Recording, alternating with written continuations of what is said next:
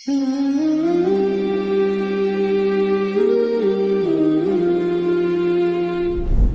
اللہ الرحمن الرحیم۔ آج ہم نے 21ویں پارے کا آغاز کرنا ہے۔ سورہ عنکبوت کا مطالعہ چل رہا تھا، تو 21ویں پارے کے شروع میں نماز کی اہمیت کو اجاگر کیا گیا، اور دو چیزیں خاص طور پہ قرآن اور پھر اس کے ساتھ نماز۔ اتل ما اوحی الیک من الکتاب واقم الصلاۃ، اے نبی صلی اللہ علیہ وسلم، جو آپ کی طرف کتاب وحی کی گئی ہے آپ اس کی تلاوت کریں اور نماز قائم کریں۔ ان الصلاۃ تنہی عن الفحشاء والمنکر، بے شک نماز بے حیائی کی باتوں سے روکتی ہے اور برائی کی باتوں سے روکتی ہے، منکرات سے روکتی ہے۔ تو اب یہاں کون سی نماز مراد ہے؟ وہ نماز ہے جو کہ کیفیت والی نماز ہے، جو خشوع اور خضوع والی نماز ہے۔ بہت دفعہ میں ہم دیکھتے ہیں کہ نماز ہماری روٹین میں ہوتی ہے، ایک رسم کے طور پہ، ایک پریکٹس کے طور پہ، لیکن یہ ہے کہ وہ ہماری زندگی میں کوئی تبدیلی نہیں لا رہی۔ یعنی دنیا جہاں کی جو منکرات ہیں، جو فحش کام ہیں، دنیا جہاں کی جو برائیاں ہیں، انسان اس کو نماز کے ساتھ چلاتا رہتا ہے۔ تو قرآن یہ کہہ رہا ہے کہ نماز انسان کو بے حیائی سے بھی روکتی ہے اور منکرات سے بھی روکتی ہے۔ یعنی انسان اگر نماز کے اوپر کھڑا ہو جائے تو بے حیائی کے کام بھی اس کے بند ہو جاتے ہیں اور منکرات بھی بند ہو جاتے ہیں۔ تو اب اگر ایک بندہ نماز پڑھ رہا ہے اور اس کے ساتھ ساتھ بے حیائی کے کاموں میں بھی پڑا ہے، برائی کے کاموں میں بھی پڑا ہے، تو اس کا ایک ہی مطلب ہے، اس کی نماز وہ والی نماز نہیں جس نماز کا یہاں پہ مطالبہ کیا جا رہا ہے۔ اللہ کے رسول صلی اللہ علیہ وسلم مسجد نبوی میں تشریف فرماتے کہ ایک شخص آیا، اس نے نماز پڑھی، نماز کے بعد آپ کی خدمت میں آیا، سلام کیا، تو آپ صلی اللہ علیہ وسلم فرمایا صلی فإنک لم تصلی، جاؤ نماز پڑھو، تم نے نماز نہیں پڑھی۔ وہ پھر گیا، پھر نماز پڑھ کے آیا، پھر آپ صلی اللہ علیہ وسلم نے اسے دوبارہ بھیجا، جاؤ نماز پڑھو، تم نے نماز نہیں پڑھی۔ وہ تیسری مرتبہ نماز پڑھ کے آیا اور آپ کی خدمت میں بیٹھنے سے پہلے سلام کیا، تو آپ صلی اللہ علیہ وسلم نے پھر تیسری مرتبہ اسے کہا جاؤ نماز پڑھو، تم نے نماز نہیں پڑھی۔ تو اب اس نے کہا کہ اللہ کے رسول صلی اللہ علیہ وسلم، پہلے تو 2 مرتبہ کوئی شک شبہ ہو سکتا تھا، اب تو مجھے یقین ہے کہ میں نے کچھ پڑھا ہے۔ تو آپ صلی اللہ علیہ وسلم فرمایا نہیں، یہ نماز اس طرح سے نہیں، جب تم نماز کے لیے کھڑے ہو تو سکون سے قیام کرو، سکون سے رکوع کرو، سکون سے جو ہے وہ سجدہ کرو، سکون سے اللہ کی تسبیحات بیان کرو، تو یہ وہ نماز ہے جو کہ مطلوب ہے۔ تو اطمینان کے ساتھ، سکون کے ساتھ وقت لگا کے نماز کو ادا کرنا، اور اس میں بھی انسان شعوری طور پہ کوشش کرے کہ اللہ کی طرف میں نے اپنی توجہ کو یکسو رکھنا ہے، اللہ کے ساتھ میں نے لو لگانی ہے۔ تو یہ وہ نماز ہے جو انسان کو بے حیائی کے کاموں سے بھی روکتی ہے اور انسان کو منکرات سے بھی روکتی ہے۔ اور اس میں بھی ایک خاص مطلب تہجد کی جو نماز ہے، اگر آپ اس کو ریگولر کر لیں تہجد کی نماز، تو آپ دن بھر میں دیکھیں گے کہ جیسے انسان کوئی برا کام کرنے لگتا ہے، جیسے کوئی جھوٹ بولنے لگتا ہے یا کبھی کوئی غیبت ہونے لگتی ہے، تو فوراً جیسے انسان کی توجہ ہو جاتی ہے کہ نہیں، میری جو ہے وہ نمازیں، میری رات کی محنت جو ہے وہ ضائع ہو جائے گی۔ تو خاص طور پہ تہجد کی نماز کا اگر انسان اہتمام کرنے لگ جائے تو وہ بھی وہ نماز ہے جو انسان کو واقعتاً بے حیائی کے کاموں سے، برے کاموں سے، فحش کاموں سے اور منکرات سے روک دیتی ہے۔ تو اتل ما اوحی الیک من الکتاب واقم الصلاۃ، اے نبی صلی اللہ علیہ وسلم، ایک تو کتاب کی تلاوت کریں اور دوسرا نماز قائم کریں۔ تو دونوں چیزوں کو ہم قیام اللیل میں جمع کر لیتے ہیں۔ قیام اللیل جو تہجد کی نماز ہوتی ہے، لمبا قیام ہوتا ہے، خاص طور پہ یہ طاق راتوں میں تراویح کی نماز ہے، یا اس کے علاوہ جو ہے وہ قیام اللیل ہے، تو اس میں ہم قرآن کو بھی جمع کر لیتے ہیں اور ہم اس میں نماز کو بھی جمع کر لیتے ہیں۔ وَلَذِكْرُ اللَّهِ اکبر، اور دیکھو اللہ کا جو ذکر ہے یہ بہت بڑی بات ہے، بہت بڑی بات ہے۔ وَاللَّهُ يَعْلَمُ مَا تَصْنَعُونَ، اور جو بھی تم اچھا کام کرتے ہو اللہ تعالیٰ اس کو جانتا ہے۔ مطلب انسان یہی سوچ رہا ہوتا ہے نا کہ کوئی مجھے دیکھ رہا ہے، کوئی محنت جو ہے میں کر رہا ہوں، میں ایفرٹ کر رہا ہوں، اسٹرگل کر رہا ہوں، تو کوئی مجھے دیکھ رہا ہے۔ جیسے ہم نے پہلے بھی کئی مرتبہ یہ گفتگو کی ہے کہ جیسے کوئی شخص جو ہے وہ اپنے باس کو خوش کرنے کے لیے ایکسٹرا کام کرتا ہے، محنت کرتا ہے، تو اب اسے یہ بڑا ہوتا ہے کہ جی میرا باس جو ہے وہ اس چیز کو دیکھے، اس چیز کو نوٹ کرے کہ میں اس کے لیے ایکسٹرا محنت کر رہا ہوں۔ تو اللہ سبحانہ و تعالیٰ بار بار اس چیز کو ریئلائز کرواتے ہیں اپنے بندوں کو کہ دیکھو جو بھی تم کر رہے ہو، چھوٹی بات بڑی بات، چھوٹی نیکی بڑی نیکی، کچھ بھی تم کرتے ہو اس میں مشقت ہے، مجاہدہ ہے، جو کچھ بھی ہے، بس یہ بڑی بات ہے کہ اللہ تعالیٰ دیکھ رہا ہے کہ میرا بندہ کس مشقت سے گزرا ہے، کس مجاہدے سے گزر رہا ہوتا ہے۔ یعنی ایک ایک پل، ایک ایک لمحہ جو ہے وہ تمہاری مشقت کا، تمہاری محنت کا اللہ کے سامنے۔ تو یہ انسان کے ذہن میں اگر یہ چیز آ جائے کہ اللہ تعالیٰ مجھے دیکھ رہا ہے، اللہ تعالیٰ میرے نیک اعمال کو دیکھ رہا ہے، تو پھر وہ مشقت نہیں رہ جاتی، اس کے لیے جو ہے وہ رحمت بن جاتی ہے۔ تو واللہ یعلم ما تصنعون، جو بھی تم کام کرتے ہو، جو بھی تم نیکی کا عمل کرتے ہو، اللہ سبحانہ و تعالیٰ اس کو جانتا ہے، اللہ تعالیٰ اس کو دیکھ رہا ہوتا ہے۔ نیکسٹ آیات میں اللہ سبحانہ و تعالیٰ نے یہ بات کہی ہے کہ اللہ نے ہر چیز کے رزق کا ذمہ لیا، ہر چیز کے رزق کا ذمہ لیا۔ یعنی دنیا میں انسانوں کو، جانوروں کو، حشرات الارض کو، تمام مخلوقات کو جس قدر رزق کی ضرورت ہے وہ سب رزق اللہ نے پرووائڈ کر دیا۔ اس دنیا کے اندر اللہ نے اتنے ریسورسز رکھ دی ہیں، مطلب منرلس کی صورت میں، اور اسی طرح سے اور مطلب مائنز ہیں اور بہت ساری چیزیں معدنیات ہیں جو زمین سے نکل رہی ہیں، کہ وہ پوری نوع انسانی کے لیے کافی ہے، اس کی کئی مطلب قیامت تک آنے والی نسلوں کے لیے کافی ہے۔ وَكَأَيٍّ مِّن دَابَّةٍ لَّا تَحْمِلُ رِزْقَهَا، دیکھو کتنی جانور ایسے ہیں، مطلب ویل مچھلی دیکھیں سمندر کے اندر، اتنی بڑی مچھلی ہے، کسی نے اپنا رزق اپنے کندھوں پر نہیں لادا ہوا، ٹھیک ہے، تو وہ رزق اس کو روزانہ ملتا ہے، کہاں سے ملتا ہے؟ اللہ پیدا کرتا ہے۔ اللہ یرزقها وإیاکم، اللہ ان کو بھی رزق دیتا ہے، جانوروں کو بھی رزق دیتا ہے، حشرات الارض کو بھی رزق دیتا ہے، تمام مخلوقات کو بھی دیتا ہے، اور تمہیں بھی اللہ تعالیٰ رزق دیتا ہے، اور وہ السمیع العلیم، اور اللہ تعالیٰ سننے والا جاننے والا ہے۔ یعنی انسان بعض اوقات رزق کی وجہ سے کیا کرتا ہے، رزق کی پریشانی میں اللہ کو چھوڑ بیٹھتا ہے، دین کو چھوڑ بیٹھتا ہے، دین سے غافل ہو جاتا ہے۔ بہت سارے لوگوں کو آپ دیکھیں گے بس دولت دولت دولت، اس کے چکر میں پیسہ پیسہ پیسہ، اس کے چکر کے اندر دین سے دور ہے۔ تو جب انسان جو ہے وہ اپنے ذہن میں اچھے سے یہ بات بٹھا لے، ٹھیک ہے اللہ نے اجازت دی ہے، اللہ نے الاؤ کیا ہے کہ آپ دنیا کے لیے محنت کریں، آپ ایفرٹ کریں، اللہ کے رسول صلی اللہ علیہ وسلم نے بھی فرمایا کہ بہترین عبادت کیا ہے، حلال کی کمائی ہے، جو آپ اپنی بیوی بچوں کے لیے کماتے ہیں حلال طریقے سے، تو یہ ایک اچھی عبادت ہے۔ لیکن اس کے باوجود اگر انسان دین سے غافل ہو جائے، اپنی اس کمائی اپنی روزی روٹی کی وجہ سے دین کو جو ہے وہ پیچھے کر دے، تو پھر وہ ایک برا سودا ہے، اللہ تعالیٰ اس کو پسند نہیں کرتے۔ پھر اللہ تعالیٰ ایسی چیزوں سے انسان کو متوجہ کرتے ہیں کہ دیکھو رزق کے پیچھے پاگل بھی نہیں بننا، پاگل بھی نہیں ہو جانا ہے کہ صبح ہوئی شام ہوئی، اور اسی طرح زندگی کی بھی ایک دن شام ہو گئی، اور انسان کو پتہ ہی نہیں ہے کہ دنیا کے علاوہ جو ہے وہ پھر اس نے کیا کرنا ہے کیا نہیں کرنا۔ تو وَكَأَيٍّ مِّن دَابَّةٍ لَّا تَحْمِلُ رِزْقَهَا، کتنی ہی چوپائے ایسے ہیں کہ جنہوں نے اپنا رزق جو ہے وہ اپنی کندھوں پہ نہیں اٹھا رکھا، اپنی کمر پہ نہیں اٹھا رکھا، اللہ تعالیٰ ان کو بھی دے رہا ہے۔ اور اس میں ایک بہت پیاری مثال جو ہے وہ ہمیں انجیل میں بھی ملتی ہے، حضرت عیسیٰ علیہ السلام کے مواعظ میں بھی ملتی ہے، اور اللہ کے رسول صلی اللہ علیہ وسلم کی بات روایات اور احادیث میں بھی ملتی ہے کہ ان پرندوں کی طرف دیکھو کہ صبح کو اپنے گھونسلوں سے نکلتے ہیں، اور جب شام کو اپنے گھروں کو واپس لوٹتے ہیں تو ان کے پیٹ بھرے ہوتے ہیں۔ مطلب کتنی بڑی تعداد میں، لاکھوں کی تعداد میں یہ برڈز پرندے ہیں، ٹھیک ہے، لاکھوں کیا مطلب کروڑوں کی تعداد میں ہیں، اور روزانہ اپنے گھروں سے نکلتے ہیں، اپنے گھونسلوں سے نکلتے ہیں۔ تو ایسا تو نہیں ہوتا کہ شام کو جب گھر آتے ہیں تو بھوکے ہوتے ہیں، نہیں، اللہ تعالیٰ ان کو کچھ نہ کچھ جو ہے وہ رزق دے دیتے ہیں۔ تو بس پرندوں جیسا توکل اللہ کے اوپر رکھو ہے، تو باقی رزق تو مل کر رہنے والا ہے، اتنا جو انسان کو کفایت کر جائے۔ ہاں باقی یہ ہے کہ انسان جتنا چاہ رہا ہوتا ہے اتنا نہیں مل رہا ہوتا، لیکن جس سے اس کا گزارا ہو جائے تو وہ ہم دیکھ رہے ہوتے ہیں کہ وہ انسان کو مل ہی جاتا ہے، جس سے اس کی بیسک نیڈ پوری ہو جائے۔ نیکسٹ آیات میں اللہ سبحانہ و تعالیٰ نے اس طرف اشارہ کیا کہ دیکھو اصل زندگی تو آخرت کی زندگی ہے، وما هذه الحیات الدنیا الا لہو ولعب، یہ دنیا کی زندگی کیا ہے؟ دنیا کی زندگی ایک کھیل اور تماشا ہے، ایک ڈرامہ ہے۔ جیسے اسٹیج ہے نا، اسٹیج پلے ہوتا ہے نا، مطلب اسٹیج کے اوپر وہ کچھ کریکٹرز آتے ہیں، وہ ایک ڈرامہ جو ہے وہ پلے کرتے ہیں۔ تو اب وہ کیا ہے، وہ 1 گھنٹے کے لیے تھیٹر کا شو ہے، 2 گھنٹوں کے لیے لوگوں کو انٹرٹین کرنے کے لیے، خوش کرنے کے لیے کامیڈینز آتے ہیں، ٹھیک ہے، اسٹینڈنگ کامیڈی ہے، فلانی ہے، یہ ہے وہ ہے، جیسے ہمارے یہاں بھی کلچر ہے، رواج ہے۔ اب وہ کیا ہے کہ اس کے اندر ایک پلے کے اندر کچھ کردار ہیں، لوگوں کے کردار ہیں، لیکن وہ کردار ہم بھی جانتے ہیں کہ وہ نقلی کردار ہیں، وہ جعلی کردار ہیں۔ ایک ڈرامے کے اندر کوئی بادشاہ بنا ہوا ہے تو وہ حقیقی دنیا میں بادشاہ نہیں ہے، ایک ڈرامے کے اندر اگر کوئی فقیر بنا ہو تو حقیقی دنیا کا وہ فقیر نہیں ہے۔ تو کچھ ٹائم کے لیے اس کو ایک رول ملتا ہے جس کو وہ پلے کرتا ہے، ٹھیک ہے۔ تو یہی معاملہ ہے کہ اس دنیا میں بھی اللہ نے رولز جو ہے وہ ہمیں دی ہوئی ہیں، کہ دنیا کا ایک اسٹیج ڈرامہ ہے، اس میں اللہ نے رولز دے دیے ہیں۔ یہاں کا بادشاہ حقیقی بادشاہ نہیں ہے، مطلب جیسے ہی جو ہے وہ اس کی وقت ختم ہوگا تو اس کے بعد اس کی بادشاہت کہاں جائے گی؟ وہ مٹی کا ایک ڈھیر ہے بس، اس کے علاوہ وہ کچھ بھی نہیں ہے جس کو آپ قبر میں جا کے دفنا کے آ جاتے ہیں۔ تو بس جیسے ڈرامے میں ایک وقت ہے 2 گھنٹے کا، 4 گھنٹے کا، اور اس کے اندر کسی کو بادشاہ بنا دیا، کسی کو فقیر بنا دیا، کسی کو کچھ بنا دیا۔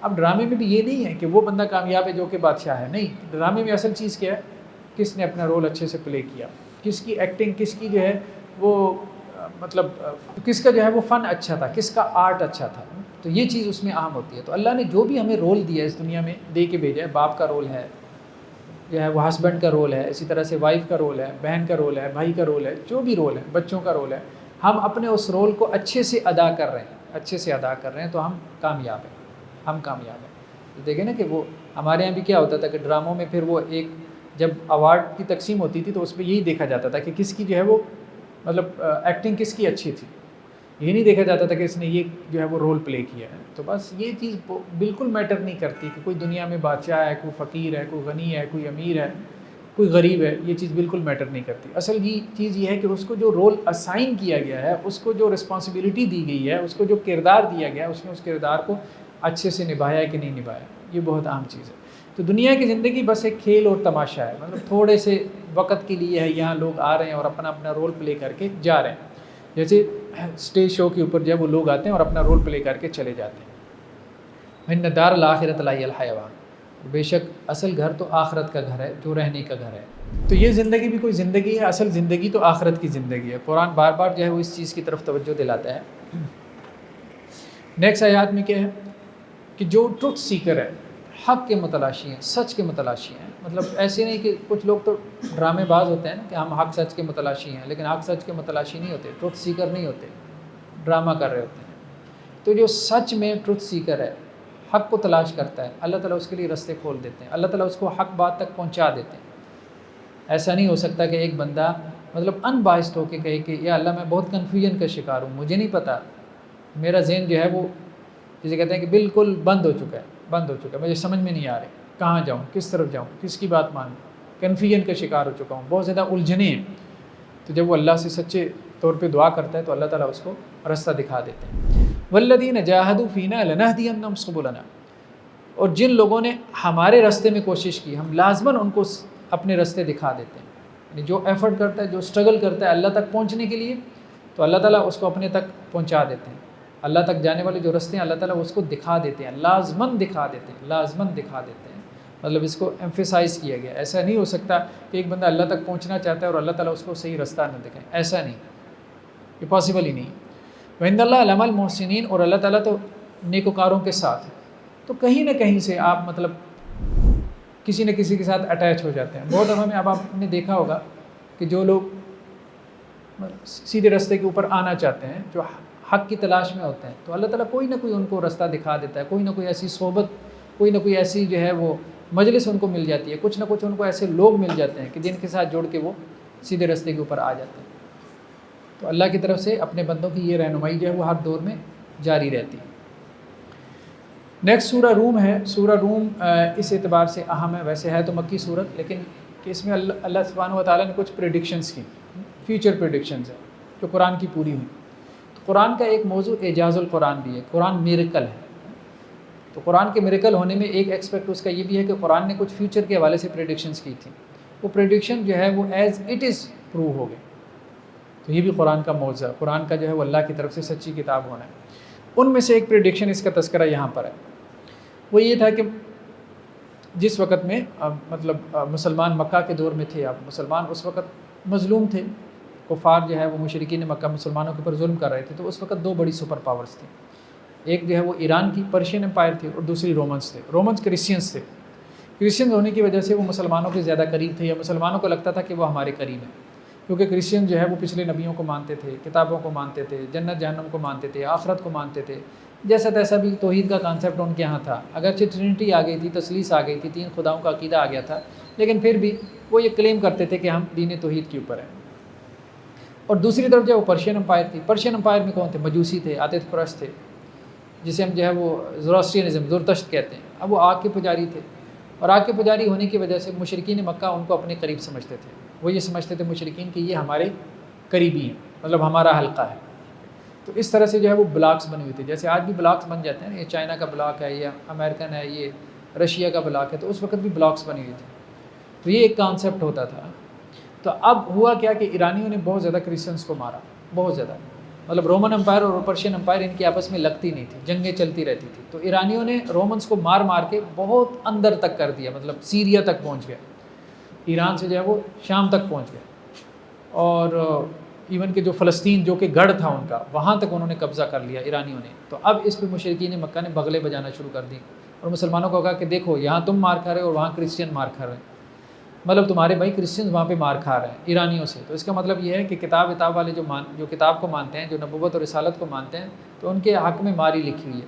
اس پہ پھر قرآن نے یہ تبصرہ کیا، یہ آیات نازل ہوئی تھیں کہ یہ ابھی تو معاملہ یہی ہے کہ اہل روم جو ہے وہ مغلوب ہو گئے، رومن جو ہے وہ مغلوب ہو گئے، لیکن چند سالوں میں، چند سالوں سے مراد کیا تھا؟ 3 سے 9 سال۔ وہ جو قرآن نے لفظ استعمال کیا تھا اس کا مطلب یہ تھا کہ 3 سے 9 سال کے عرصے میں رومن جو ہے وہ غالب آ جائیں گے، وہ ایرانیوں کو ماریں گے۔ اور اس وقت کوئی امکان ہی نہیں تھا، پاسبلٹی ہی نہیں تھی، اتنی مار پڑ چکی تھی رومنس کو کہ پاسبلٹی ہی نہیں تھی کہ وہ دوبارہ اٹھیں گے اور ایرانیوں پہ غالب آ جائیں گے۔ تو قرآن نے اس وقت کہا کہ وہ وقت آنے والا ہے کہ جب ایک طرف کرسچنز غالب آئیں گے، رومنز غالب آئیں گے ایرانیوں پہ، اور دوسری طرف مسلمان جو ہے وہ مشرکین پہ غالب آئیں گے۔ تو یہ پریڈکشن تھی، تو یہ عین اس وقت پوری ہوئی جب بدر کا مارکا لگا، ایک طرف مسلمانوں کو فتح ملی اور دوسری طرف جو ہے وہ رومن جو ہے وہ ایرانیوں کے اوپر فتح یاب ہوئی۔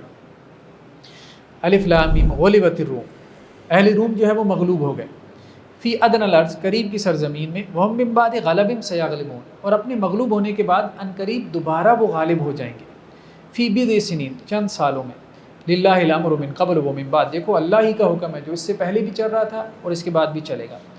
وَيَوْمَئِذٍ يَفْرَحُ الْمُؤْمِنُونَ بِنَصْرِ اللَّهِ، اور یہ اس دن ہوگا کہ جس دن اہل ایمان بھی خوش ہو رہے ہوں گے اللہ کی مدد پہ، یعنی بدر کی خوشی منا رہے ہوں گے۔ يَنْصُرُ مَن يَشَاءُ، اللہ تعالیٰ جس کی چاہتا ہے مدد کرتا ہے، وَهُوَ الْعَزِيزُ الرَّحِيمُ، اور اللہ تعالیٰ غالب رحم کرنے والا ہے۔ تو حضرت ابوبکر صدیق رضی اللہ عنہ نے انہی آیات کی وجہ سے ایک مشرک کے ساتھ جو ہے وہ شرط لگا لی تھی، تو اس نے کہا تھا کہ اگر یہ ہو گیا تو ہم اس کے اوپر شرط لگاتے ہیں، تو حضرت ابوبکر صدیق رضی اللہ عنہ نے شرط لگا دی تھی۔ تو بہر اس کے بعد پھر ایسا ہی ہوا جیسے قرآن نے کہا۔ نیکسٹ آیات میں اللہ سبحانہ و تعالیٰ نے اپنی کچھ علامات کو بیان کیا، اپنی کچھ نشانیوں کا تذکرہ کیا۔ تو بار بار اللہ سبحانہ و تعالیٰ اپنی نشانیوں کا ذکر کرتے ہیں۔ ہم نے کہا کہ قرآن میں جو نصیحت کرائی جاتی ہے وہ دو طرح سے کرائی جاتی ہے، ایک تذکیر بایام اللہ، کہ پچھلی قوموں کے اوپر آنے والے جو عذاب ہیں، بڑے بڑے دن ہیں پچھلی قوموں کے، ان کا اللہ تعالیٰ تذکرہ کرتے ہیں، اور ہمیں یہ کہتے ہیں، یہ آنے والی نسلوں کو یہ کہتے ہیں کہ ان دنوں سے عبرت حاصل کرو، کہ پچھلی قوموں نے جو ہے وہ اپنے نبیوں کا انکار کیا، ان کے رستوں پہ نہیں چلے، تو اللہ نے کیسے ان کے اوپر عذاب کا کوڑا برسایا، اس سے عبرت حاصل کرو، پچھلوں کا انجام اچھا نہیں ہوا، اس سے عبرت حاصل کرو۔ تو یہ ہے تذکیر بایام اللہ، بڑے بڑے دنوں کے ذریعے سے نصیحت کروانا۔ اور دوسرا تذکیر بآلاء اللہ، اللہ کی نعمتیں، کہ اللہ نے کیا کیا تمہیں نعمتیں دی ہیں، تو ان کے ذریعے سے اللہ تعالیٰ متوجہ کرتے ہیں کہ یہ نعمت، یہ نعمت، یہ نعمت۔ اب اس کے ذریعے سے کیا ہے، اللہ کا شکر ادا کرو، اللہ کی طرف متوجہ رہو۔ تو اللہ کی جن نعمتوں اور آیات کا تذکرہ کیا گیا ان میں سے کیا ہے، وَمِنْ آیَاتِهِ أَنْ خَلَقَ لَكُم مِّنْ أَنفُسِكُمْ أَزْوَاجًا، اللہ نے تمہارے لیے تمہاری جانوں سے جوڑے بنائے۔ آدم علیہ السلام کی پسلی سے اللہ نے اماں حوا کو پیدا کیا تھا نا، تو عورت جو ہے وہ مرد سے نکلی ہے، تو اللہ سبحانہ و تعالیٰ نے اس لیے عورت کو مرد کے لیے کیا ہے، تسکین کا باعث بنایا، لِتَسْكُنُوا إِلَيْهَا، تاکہ تم ان عورتوں سے سکون حاصل کرو۔ وَجَعَلَ بَيْنَكُمْ مَوَدَّةً وَرَحْمَةً، اور اللہ تعالیٰ نے تمہارے درمیان مودت اور رحمت، یعنی محبت اور الفت کا ایک رشتہ جو ہے وہ پیدا کر دیا۔ مطلب نکاح کے ذریعے سے، جیسا کہ بعض روایتوں میں بھی آتا ہے کہ نکاح کے ذریعے سے جو محبت اور الفت پیدا ہوتی ہے وہ حرام رشتوں سے کبھی بھی نہیں پیدا ہوتی۔ حرام رشتوں میں دیکھیں عام طور پہ کیا ہے کہ بس وہ مادیت غالب ہوتی ہے، مادیت غالب ہوتی ہے، مادہ پرستی جو ہے وہ غالب ہوتی ہے، مطلب وہاں جو انٹرسٹ ہوتا ہے، ٹھیک ہے نکاح میں بھی بعض اوقات یہ انٹرسٹ آ جاتے ہیں، آج کل بھی اب جب ہم دیکھتے ہیں تو شادی بیاہ میں بھی یہ چیزیں عموماً جو ہے وہ دیکھنے میں آتی ہیں، لیکن یہ ہے کہ وقت کے ساتھ ساتھ یہ چیزیں پس منظر میں چلی جاتی ہیں۔ جب ایک فیملی بن جاتی ہے، جب بچے ہو جاتے ہیں، تو پھر قربانی اور ایثار دونوں طرف سے، شوہر کی طرف سے بھی ہو یا بیوی کی طرف سے بھی ہو، اسی سے پھر جو ہے وہ گھر آگے چلتے ہیں، اور ایسا دیکھنے میں ملتا ہے جو گھر آگے چل رہے ہوتے ہیں تو وہ دونوں کے ایثار اور قربانی کے جذبے کے تحت چل رہے ہوتے ہیں، پھر وہ مادیت جو ہے وہ پیچھے چلی جاتی ہے۔ ہاں ٹھیک ہے، رشتہ دیکھنے سے پہلے ہو سکتا ہے کہ دونوں کیلکولیٹر لے کے بیٹھے ہوں کہ ہمیں کیا ملے گا، کیلکولیشن کر رہے ہوں، لیکن یہ ہے کہ نکاح کے ذریعے سے جو الفت اور محبت پیدا ہوتی ہے وہ حرام رشتوں سے کبھی بھی نہیں پیدا ہوتی، حرام طریقوں سے کبھی بھی پیدا نہیں ہوتی۔ تو وجعل بینکم مودۃ ورحمۃ، اور اللہ تعالیٰ نے تمہارے درمیان محبت اور الفت ڈال دی۔ اب اس میں ہوتا بھی یہی ہے، فیملی لائف میں ٹھیک ہے، میرٹل ریلیشن شپ میں بہت سے مسائل آتے ہیں، بہت دفعہ میں جو ہے وہ فس بھی بہت سا کریٹ ہوتا ہے، جھگڑے بھی پیدا ہوتے ہیں، تو ایسے میں عام طور پہ جو پارٹنرز ہیں وہ اس چیز کو تسلیم نہیں کرتے، ایکسیپٹ نہیں کرتے ہیں، وہ یہی کہتے ہیں کہ بس نفرت ہی نفرت ہے، بس اس رشتے کے اندر کچھ بھی نہیں ہے، حالانکہ ایسا ہوتا نہیں ہے۔ ہاں یہ بات ٹھیک ہے، کسی حد تک یہ بات کہی جا سکتی ہے کہ ایک وقت آتا ہے کہ جب بہت ساری چیزیں جو ہے وہ غبار بہت سارا دل کا وہ جمع ہو جاتا ہے، تو وہ ایک ایسا ریلیشن شپ ڈیولپ ہو جاتا ہے جسے ہم ہیٹ لو ریلیشن شپ کہہ سکتے ہیں۔ صرف نفرت نہیں ہوتی، اس میں محبت بھی ہوتی ہے۔ عموماً دیکھا گیا ہے کہ جب بھی ڈائیورس ہوتی ہے، سپریشن ہوتی ہے، ظاہر بات ہے ڈائیورس تو غصے میں ہوتی ہے نا، اب اس کے بعد کیا ہوتا ہے، ہمیں پتہ ہے کہ 99% ان کی دوڑیں لگی ہوتی ہیں، 3 طلاق دے دی، غصے میں دے دی، اب رجوع کرنا ہے، کوئی فتویٰ مل جائے، یہ ہو جائے وہ ہو جائے، مطلب کسی طرح سے پیچ اپ ہو جائے۔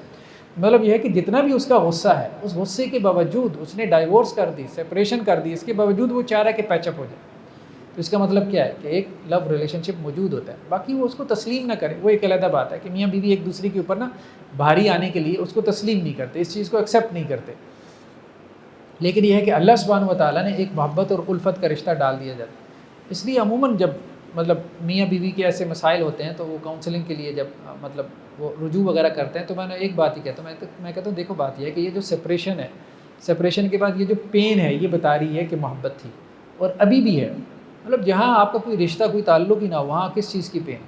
تو یہ جو پین آپ کو ہے، ایک تکلیف ہے اس سپریشن کے بعد کی، تو یہ بتا رہی ہے کہ تعلق جو ہے وہ بہت گہرا تھا، بہت مضبوط تھا. تو اللہ نے اس تعلق کے اندر جو ہے وہ گہرائی اور مضبوطی رکھی ہے. اور ہم نے دیکھا ہے کہ ساری زندگی لڑتے رہتے ہیں. جب ان میں سے کوئی ایک اللہ کے پاس چلا جاتا ہے تو دوسرا پھر کہتا ہے اچھا چلو یار زندہ تھا، کوئی لڑتا تھا، کوئی مطلب پتہ تو چلتا تھا کہ کوئی زندگی ہے، حیات ہے، لائف ہے، چلا گیا تو اب کوئی لڑنے کے لیے بھی نہیں. تو میاں بیوی کا رشتہ اللہ تعالیٰ نے بس ایسا ہی رکھا ہے کہ بظاہر ٹھیک ہے لڑائی شڑائی سارا کچھ چل رہا ہوتا ہے، لیکن حقیقت میں اس میں ایک الفت اور ایک محبت ہوتی ہے. اور وہ محبت اور الفت اسی وقت پتہ چلتی ہے جب ان میں جدائی ہوتی ہے، جب ان میں سپریشن ہوتی ہے، چاہے وہ خلا کی صورت میں ہو، ڈائیورس کی صورت میں، یا ویسی وقتی طور پہ وہ علیحدہ ہو جائیں. تو پھر اس وقت جو ان کو ایک دوسرے کی طرف کھنچاؤ محسوس ہوتا ہے تو وہ کھنچاؤ یہ بتاتا ہے کہ تعلق بہت مضبوط اور گہرا تھا، بھلے وہ اس کو ایڈمٹ نہیں کر رہے تھے، تسلیم نہیں کر رہے تھے. تو اللہ تعالیٰ نے اس تعلق کے اندر ایک محبت اور ایک الفت رکھ دی ہے، تبھی تو ہم دیکھتے ہیں کہ یہ تعلق چل جاتا ہے، زندگی بھر کے لیے تعلق جو ہے وہ چلتا ہے. ان فی ذلک لآیات لقوم یتفکرون، بے شک اس میں لازماً نشانی ایسی قوم کے لیے جو غور و فکر کرتا ہے. پھر دونوں ایک دوسرے کے لیے قربانی دیتے ہیں، ایسا نہیں ہے کہ اس میں مرد جو ہے وہ صرف وہ سیکریفائس کرتا ہے، عورت بھی بہت زیادہ سیکریفائس کرتی ہے. مطلب دونوں کو ایک دوسرے کی قربانیوں کو جو ہے وہ ایکسیپٹ کرنا چاہیے، تسلیم کرنا چاہیے. ومن آیاتی خلق السماوات والارض واختلاف السنتکم والوانکم، اور اللہ کی نشانیوں میں سے کیا ہے؟ زمین اور آسمانوں کی پیدائش. اور اللہ کی نشانیوں میں سے کیا ہے؟ زبانوں کا اور رنگوں کا اختلاف. اللہ نے آسمانوں کو پیدا کیا، زمین کو پیدا کیا، پھر اللہ نے کتنے رنگ پیدا کر دیے. مطلب 8 ارب انسان ہیں، 8 ارب انسانوں میں 2 بھی سیم آپ نہیں، چلیں 2 تو خیر مبالغہ ہو جائے گا، وہ تو سیم نکل آئیں گے، خاص طور پہ جو ٹوئنز ہوتے ہیں. ٹوئنز کو چھوڑ کے ویسے کہاں ہمیں سیم نظر آتے ہیں؟ ایون کلر کے اعتبار سے اب آپ دیکھیں سیم کاپی نہیں. 8 ارب انسان ہیں، اور جب سے دنیا میں انسان آئے چلے جا رہے ہیں، ٹھیک ہے جھلک پڑ جاتی ہے، ایک کی جھلک دوسرے پہ پڑ جاتی ہوگی، آپ کہتے ہیں کہ اچھا یہ فلاں کے اوپر گیا، یہ فلاں کے اوپر گیا، فلاں سے اس کی شکل ملتی ہے، لیکن ایسا نہیں ہے کہ آپ کہہ سکتے کہ یہ سیم کاپی ہے. تو یہ رنگوں کا اختلاف، 8 ارب رنگ اللہ نے پیدا کر دیے ہیں. ہر انسان کا رنگ دوسرے سے جدا ہے، ہر انسان کے فیچر دوسرے سے جدا ہے، ٹھیک ہے، ہر انسان کا چہرہ جو ہے وہ دوسرے سے جدا ہے. کتنی بڑی بات ہے. پھر اللہ تعالیٰ نے زبانوں کا اختلاف ڈال دیا. کتنی زبانیں ہیں؟ مطلب لاکھوں زبانیں دنیا کے اندر جو چل رہی ہیں. ان فی ذلک لآیات للعالمین، اس میں نشانی ہے جہان والوں کے لیے. نیکسٹ آیات میں اللہ سبحانہ و تعالیٰ نے ایک مثال کے ذریعے سے انسان کو سمجھایا. قرآن مجید کا ایک بڑا موضوع امثال القرآن بھی ہے کہ اللہ تعالیٰ مثالیں بیان کرتے ہیں، کیونکہ مثالوں سے انسان کو جو ہے وہ بات اچھے سے سمجھ میں آتی ہے. اور مثالیں بھی اللہ تعالیٰ انسان کی اپنی زندگی سے دیکھتے ہیں، اس کی اپنی لائف سے دیتے ہیں. ضرب لکم مثلا من انفسکم، دیکھو اللہ تعالیٰ ایک تمہارے لیے مثال بیان کرتا ہے، اور مثال بھی تمہاری ہی دے رہا ہے اللہ تعالیٰ، تم انسانوں کی، تمہاری اپنی زندگی سے. حل لکم مما ملکت ایمانکم من شرکاء، کیا تمہیں پسند ہے کہ تمہارے جو سب آرڈینیٹس ہیں، جو تمہارے ملازم ہیں، جو تمہارے خادم ہیں، وہ تمہارے پارٹنرز بن جائیں؟ کیا تمہیں پسند ہے؟ مطلب جو تمہارے یہاں ملازمت کر رہے ہیں وہ تمہارے کاروبار میں تمہارے شریک بن جائیں، ٹھیک ہے، بلا وجہ کے شریک بن جائیں، ٹھیک ہے. تم اپنا آدھا کاروبار اپنے ملازموں میں تقسیم کر دو. کیا تمہیں یہ پسند ہے؟ جو کلیریکل سٹاف ہے یا اور تم نے سٹاف رکھا ہوا ہے، ٹھیک ہے، کیا تمہیں یہ پسند ہے؟ فیما رزقناکم، اس میں جو ہم نے تم کو رزق دیا، مطلب اپنی جائیداد تم اپنے ملازموں میں تقسیم کر دو، اپنے خادموں میں تقسیم کر دو. کچھ اپنے گارڈ کو دے دی، کچھ اپنے مالی کو دے دی، کچھ اپنے کلرک کو دے دی، کچھ اپنے جو ہے وہ ڈرائیور کو دے دی. کیا تمہیں یہ پسند ہے؟ کون ایسا کرتا ہے دنیا میں؟ کوئی بھی نہیں نہ کرتا کہ اپنے ایسیٹس، اپنی جائیدادیں، اپنی زمینیں، اپنی مال و دولت، اپنا بینک بیلنس اپنے ملازموں میں تقسیم کرے. تو جب تم یہ پسند نہیں کرتے تو اللہ کو کیوں ایسے کہتے ہو؟ اللہ کو کیوں ایسے کہتے ہو کہ اللہ نے اپنی اتھارٹی اپنے نیک بندوں میں تقسیم کر دی، اللہ نے اپنے اختیارات اپنے نیک بندوں میں تقسیم کر دیے. مطلب شرک کی سب سے بڑی دلیل کیا دی جاتی ہے ہمارے یہاں؟ شرک کی سب سے بڑی دلیل یہی دی جاتی ہے نا کہ ہم اولیاء اللہ سے جو مانگ رہے ہیں تو ہم یہ نہیں کہتے کہ اولیاء اللہ کے پاس اختیارات ہیں، ہم کہتے ہیں اللہ نے انہیں دے دی، اللہ نے انہیں دے دی. اللہ اسی بات کو بار بار سمجھاتا ہے. اللہ اپنے اختیارات جو ہے وہ اپنے بندوں میں تقسیم کر دے اور تم اپنی دولت اپنے بندوں میں تقسیم کرنے کو تیار نہیں. مطلب مت ماری گئی ہے تمہاری. کہاں سے دلیل لے کے آتے ہو؟ کہاں سے دلیل لے کے آتے ہو؟ جو چیز تم اپنے لیے پسند نہیں کرتے وہ اللہ کے لیے پسند کر کے بیٹھے ہوئے. تو یہ اللہ سبحانہ و تعالیٰ بار بار سمجھا رہے ہیں کہ دیکھو حل لکم مما ملکت ایمانکم من شرکاء، کیا تمہارے جو غلام ہیں، خادم ہیں، ٹھیک ہے، کیا تم پسند کرو گے وہ تمہارے شریک بن جائیں اس میں جو ہم نے تم کو رزق دیا تمہاری مال و دولت میں؟ فانتم فیہ سوا، اور تم سب برابر ہو جاؤ. پھر خدا اور اولیاء اللہ سارے برابر ہو جائیں، ٹھیک ہے. بس اللہ سے مانگ لو یا کسی اللہ کے ولی سے مانگ لو، برابر ہو گئے نا جب اللہ نے اپنا اختیار ان کو دے دیا، ٹھیک ہے. تو یہ کیسے ہو سکتا ہے؟ کبھی کسی پرائم منسٹر کو آپ نے دیکھا کہ وہ اپنا اختیار جو ہے وہ اپنے سب آرڈینیٹس میں تقسیم کرتا ہو؟ کسی کمشنر کو دیکھا ہے، کسی چیف منسٹر کو دیکھا ہے کہ وہ اپنا اختیارات جو ہے وہ اپنے خادموں میں، اپنے ملازموں میں تقسیم کر دیتا ہو؟ تخافونہم کخیفتکم انفسکم، دیکھو تمہارا معاملہ تو یہ ہے کہ تم تو ڈرتے رہتے ہو، اپنے جو نچلے ہیں نا ان سے ڈرتے رہتے ہو کہیں ہمارے برابر نہ پہنچ جائیں۔ ہر وقت تمہیں دھڑکا لگا رہتا ہے، خوف لگا رہتا ہے کہ میرے پاس جو سکل ہے کہیں یہ سکل کو سیکھ کے میرے لیول پہ نہ آ جائے، میرے برابر نہ ہو جائے۔ بہت دفعہ میں ایسا ہوتا ہے نا کہ وہ جو آپ کے نیچے کام کر رہا ہوتا ہے تو آپ کو ہوتا ہے اچھا یار اس کو تھوڑا سا اس نے سیکھ لیا تو اس نے تو مجھے چھٹی کرا دینی ہے، خیر آباد کیا کہ اس نے تو اپنا بزنس شروع کر دینا ہے، اور ہوتا ہے ہمارے ہوتا ہے، تو آپ اپنی سکل بڑی چھپا چھپا کے رکھتے ہو۔ تو اللہ تعالیٰ اسی بات کی طرف اشارہ کر رہا ہے کہ خود تو تمہارا ایٹیٹیوڈ یہ ہے کہ جو میرے پاس ہے اس کی تو اگلے کو ہوا بھی نہ لگے، ہوا بھی نہ لگے تاکہ وہ میرے برابر نہ آ جائیں۔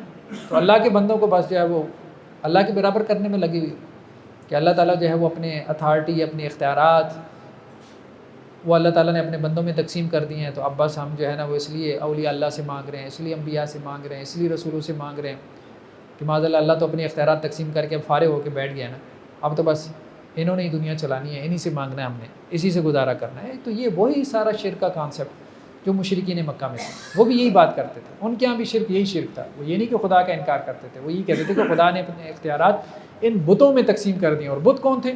وہ نیک بندوں کو ریپرزینٹ کر رہے تھے، جیسے آج قبریں جو ہے وہ نیک بندوں کو ریپرزینٹ کر رہی ہیں، جیسے مزار آج نیک بندوں کو ریپرزینٹ کر رہے ہیں۔ کذالک نفصل الآیات لقوم یعقلون، اسی طرح ہم کھول کھول کے آیات کو بیان کرتے ہیں ایسی قوم کے لیے جو عقل رکھتے ہیں۔ نیکسٹ آیات میں اللہ سبحانہ وتعالیٰ نے سود کی حرمت کو بیان فرمایا اور زکوٰۃ کی اہمیت کو بیان فرمایا۔ فرمایا وما آتیتم من ربا لیربو فی اموال الناس فلا یربو عند اللہ، جو بھی تم سود لیتے ہو تاکہ تمہارا مال بڑھ جائے، تو دیکھو اللہ کے ہاں سود لینے سے مال نہیں بڑھتا، ٹھیک ہے؟ ویسے تو بظاہر یہی محسوس ہوتا ہے نا کہ 100 روپے کے اوپر 10 روپے سود لے لیا تو 100 سے 110 بن گیا، کیلکولیٹر تو یہی کہہ رہے ہیں نا کہ بڑھ گیا، آپ کا مال سود لینے سے بڑھ گیا۔ اللہ تعالیٰ کہہ رہے ہیں کہ نہیں بڑھا۔ تو قرآن پر ایمان کا تقاضا یہی ہے، قرآن کہہ رہا ہے کہ سود لینے سے مال گھٹ جاتا ہے، آپ کا کیلکولیٹر کہتا ہے کہ بڑھ جاتا ہے۔ قرآن پر ایمان کا تقاضا یہ ہے کہ بندہ کہے کہ نہیں گھٹ جاتا ہے، اللہ تعالیٰ صحیح کہہ رہے ہیں۔ کس معنی میں گھٹتا ہے؟ برکت نہیں رہ جاتی، برکت نہیں رہ جاتی۔ وہ 110 آپ کو بظاہر نمبر میں 110 لگ رہا ہوتا ہے، لیکن حقیقت میں وہ آپ کو کفایت نہیں کرتا۔ تو سود کا مال جو ہے اللہ تعالیٰ کہتے ہیں کہ وہ گھٹ جاتا ہے۔ ایک تو اللہ کے یہاں گھٹ جاتا ہے، وہ تو ٹھیک ہے، آخرت میں گھٹ جاتا ہے، ٹھیک ہے، کیونکہ اس میں آخرت میں اس کے اوپر پکڑ ہے۔ اور دوسری یہ کہ دنیا میں بھی گھٹ جاتا ہے سود کا مال، دنیا میں بھی بہت سارے لوگ آپ دیکھتے ہوں گے کہ حرام کی کمائی ہے، اور رج کی کمائی ہے، حرام کی دبا کے حرام کا پیسہ آ رہا ہے، لیکن یہی بات ان سے بار بار آپ سنیں گے کہ وہ یہ کہہ رہے ہوں گے کہ نہیں ہمارے خرچے پورے نہیں ہوتے، خرچے نہیں مینیج ہوتے، ٹھیک ہے، حالانکہ بہت کمائی ہے اس کے باوجود۔ وما آتیتم من زکاۃ تریدون وجہ اللہ، اور جو تم اللہ کے راستے میں زکوٰۃ دیتے ہو تاکہ تم اللہ کی رضا حاصل کر سکو، فاولئک هم المضعفون، تو یہ کئی گنا بڑھ جاتی ہے، کئی گنا بڑھ جاتی ہے۔ زکوٰۃ دینے سے، اللہ کے راستے میں خرچ کرنے سے مال کم ہو جاتا ہے۔ 100 روپے آپ نے اس میں سے 2.5% زکوٰۃ دے دی تو باقی کتنا رہ گیا؟ 97.5 رہ گیا، 97 رہ گیا۔ تو اب مسئلہ یہ ہے کہ بظاہر تو کم ہو گیا، کیلکولیٹر تو یہ کہہ رہے ہیں، لیکن اللہ تعالیٰ کیا کہہ رہے ہیں؟ زکوٰۃ دینے سے، صدقہ دینے سے مال کم نہیں ہوتا، کم نہیں ہوتا۔ بعض روایتوں میں یہ بھی ہے کہ قسم کھا کے کہا گیا، قسم کھا کے کہا گیا کہ اللہ کے راستے میں خرچ کرنے سے مال کم نہیں ہوتا، بڑھ جاتا ہے۔ کیسے بڑھ جاتا ہے؟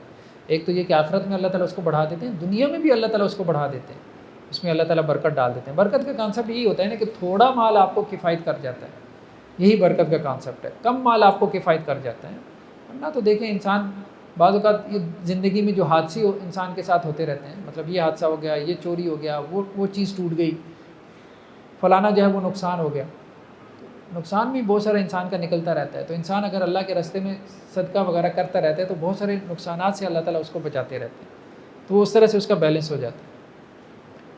نیکسٹ آیات میں دنیا کے فساد کی طرف جو ہے وہ اشارہ ہے کہ دنیا میں یہ جو فساد ہمیں نظر آ رہا ہے یہ انسان کے اعمال کا نتیجہ ہے، اس کے کرتوتوں کی سزا، کرتوتوں کی سزا۔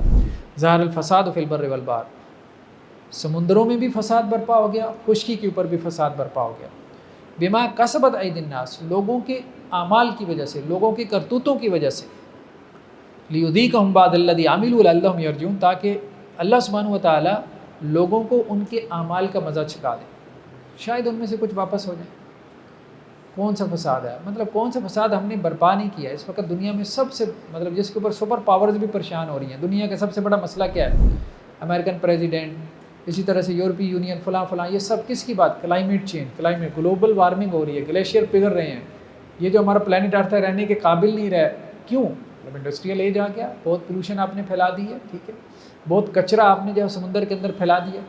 پاکستان کے سائز کا تقریباً گاربیج جو ہے وہ سمندر کے اندر پڑا ہوا ہے، مطلب کچرا پڑا ہوا ہے۔ وہ کیا ہے؟ پیپسی کی بوتلیں ہیں، پیمپرز ہیں بچوں کے، وہ ڈیزالو بھی نہیں ہو رہا، ٹھیک ہے۔ تو آپ نے سمندر کو گندا کر دیا، ٹھیک ہے، آپ کی یہ جو انڈسٹری ہے کیمیکل جو ہے وہ پھینک رہی ہے، آپ کے نالے سارے جو ہے وہ گندے ہو رہے ہیں، ٹھیک ہے۔ اور مطلب کیا کچھ ہم نے مطلب ایئر کو جو ہم نے مطلب گاڑیوں کا دھواں ہے، انڈسٹری کا دھواں ہے، ٹھیک ہے۔ اب یہ جو یہ سموگ جیسے ہم کہہ رہے ہیں، سموگ یہ کیا ہے؟ پولوشن نہیں تو اور کیا ہے؟ ٹھیک ہے۔ تو یہ سب کچھ ہم نے مطلب ہم نے تازہ فضا کو جو ہے وہ آلودہ کر دیا، ہم نے پانی کو آلودہ کر دیا، ہم نے زمین کو، آبی ذخائر کو آلودہ کر دیا، ہر چیز کو ہم نے آلودہ کر کے رکھ دیا۔ اب اس کا نتیجہ کیا نکلا؟ اس کا نتیجہ بیماریاں ہیں، لایعنی قسم کی بیماریاں، نہ ختم ہونے والی بیماریاں، ٹھیک ہے۔ تو وہ ایک طرف تو ٹھیک ہے، میڈیکل سائنس نے بہت ترقی کر لی، میڈیکل کالجز بنا دیے، مطلب ڈاکٹروں کی ایک پوری کھیپ تیار ہو گئی، لیکن پہلے اب آپ دیکھیں کہ جس طرح کی بیماریاں ہوتی تھیں، تو اب وہ بیماریاں مطلب 10 ٹائمز کیا 70 ٹائمز جو ہے وہ ملٹیپلائی ہو گئی، 70 ٹائم ملٹیپلائی، مطلب وہ بیماریاں جن کے صرف نام سنے جاتے تھے۔ تو آج بہت ساری بیماریاں ایسی ہیں کہ ان کے جو ہے وہ مطلب نام بھی انسان کی زبان پہ ان کو لانا مشکل ہو جاتا ہے۔ یہ بیماری، فلانی بیماری، ہر روز ہی کوئی نئی نئی بیماریاں جو ہے وہ انسان ان سے انٹروڈیوس ہوتا رہتا ہے، متعارف ہوتا رہتا ہے۔ یہ سب کہاں سے آ رہی ہیں؟ انسان کے اعمال کے نتائج، کرتوتوں کی سزا۔ ایڈز کیا ہے؟ ایڈز کس کا نتیجہ ہے؟ اس کی کرتوتوں کی سزا ہے، انسان کی کرتوتوں کی سزا ہے نا، اور کیا مطلب؟ ایڈلٹری میں پڑے گا، بدکاری میں پڑے گا، ایڈز پھیلائے گا، اور کیا کرے گا؟ تو بہت ساری بیماریاں ہیں، بہت کچھ انسان نے کرپشن جو پیدا کی ہے اپنی ذات کے اندر، اپنی ذات کے اندر جو اس نے کرپشن پیدا کی ہے، اسی طرح سے اپنے ماحول کے اندر، اپنے انوائرمنٹ میں جو اس نے کرپشن پیدا کی، وہ کیا ہے؟ انسان۔ نیچر کتنی خوبصورت تھی، اللہ نے یہ پلانٹ ارتھ ہمیں کتنا صاف ستھرا دیا تھا۔ ہم بچپن میں پڑھتے تھے اپنی جو ہے نا اردو کی کتاب میں، جھیل سیف الملوک ہے، پریاں رہتی ہیں وہاں پہ، پریاں، تو بڑا شوق ہوتا تھا۔ اب پچھلے دنوں گئے وہاں جا کے دیکھا تو کیا ہے؟ بچوں کے پیمپر پڑے ہیں، پیپسی کی بوتلیں پڑی ہیں، مطلب دیکھنے لائق ہی نہیں، دیکھنے لائق نہیں۔ تو اب وہ کیا انسان جہاں جہاں گیا، یہ جگہ نا کالی سڑک جہاں جہاں گئی ہے، یہ سڑک، یہ روڈ جہاں جا کے، جہاں جہاں حضرت انسان پہنچا ہے، اس نے اس جگہ کو کیا کیا؟ برباد کر دیا، خراب کر دیا، تباہ کر دیا۔ تو انسان نے اس دنیا کے حسن کو، نیچر کے حسن کو حسن نہیں رہنے دیا، حسن نہیں رہنے دیا، ہر چیز کو اس نے تباہ و برباد کر کے رکھ دیا۔ تو اللہ سبحانہ و تعالیٰ یہی بات کہہ رہے ہیں کہ یہ جتنا فساد تمہیں نظر آ رہا ہے، جتنا فساد نظر آ رہا ہے، اب ہم یہ رونا روتے ہیں کہ یا اللہ یہ بیماری، فلاں بیماری ہے، تو ہم بڑی دعا کر رہے ہیں۔ اب بات یہ کہ یہ بیماریاں ٹھیک ہے اللہ تعالیٰ نے بھی پیدا کی ہیں، لیکن یہ انسان کے کرتوتوں کی سزا ہے، اس بات کو سمجھنے کی ضرورت ہے، اس بات کو سمجھنے کی ضرورت ہے۔ نیکسٹ آیات میں اللہ سبحانہ و تعالیٰ نے انسانی زندگی کے مراحل کا تذکرہ کیا ہے۔ اللہ الذی خلقکم من ضعف، دیکھو اللہ تعالیٰ تمہیں پیدا کرتا ہے، تم بہت کمزور ہو۔ بچہ کتنا کمزور ہوتا ہے، چھوئی موئی کا پودا ہوتا ہے بچہ، مطلب تھوڑی سی ٹھنڈ لگے تو وہ بس مطلب ماں باپ پریشان، بیمار پڑ جاتا ہے، ٹھیک ہے۔ تو بہت ہی نازک ہوتا ہے بچہ، بہت ہی نازک ہوتا ہے۔ ثم جعل من بعد ضعف قوة، پھر اللہ نے تمہیں اس کمزوری کی بات کیا؟ قوت بخشی۔ تو کمزوری کی بات قوت کیا ہے؟ مطلب انسان جوانی کی عمر کو پہنچتا ہے، اب وہ جوانی میں مطلب کڑیل جوان ہو جاتا ہے، مضبوط ہو جاتا ہے، اس کا جسم گٹ جاتا ہے۔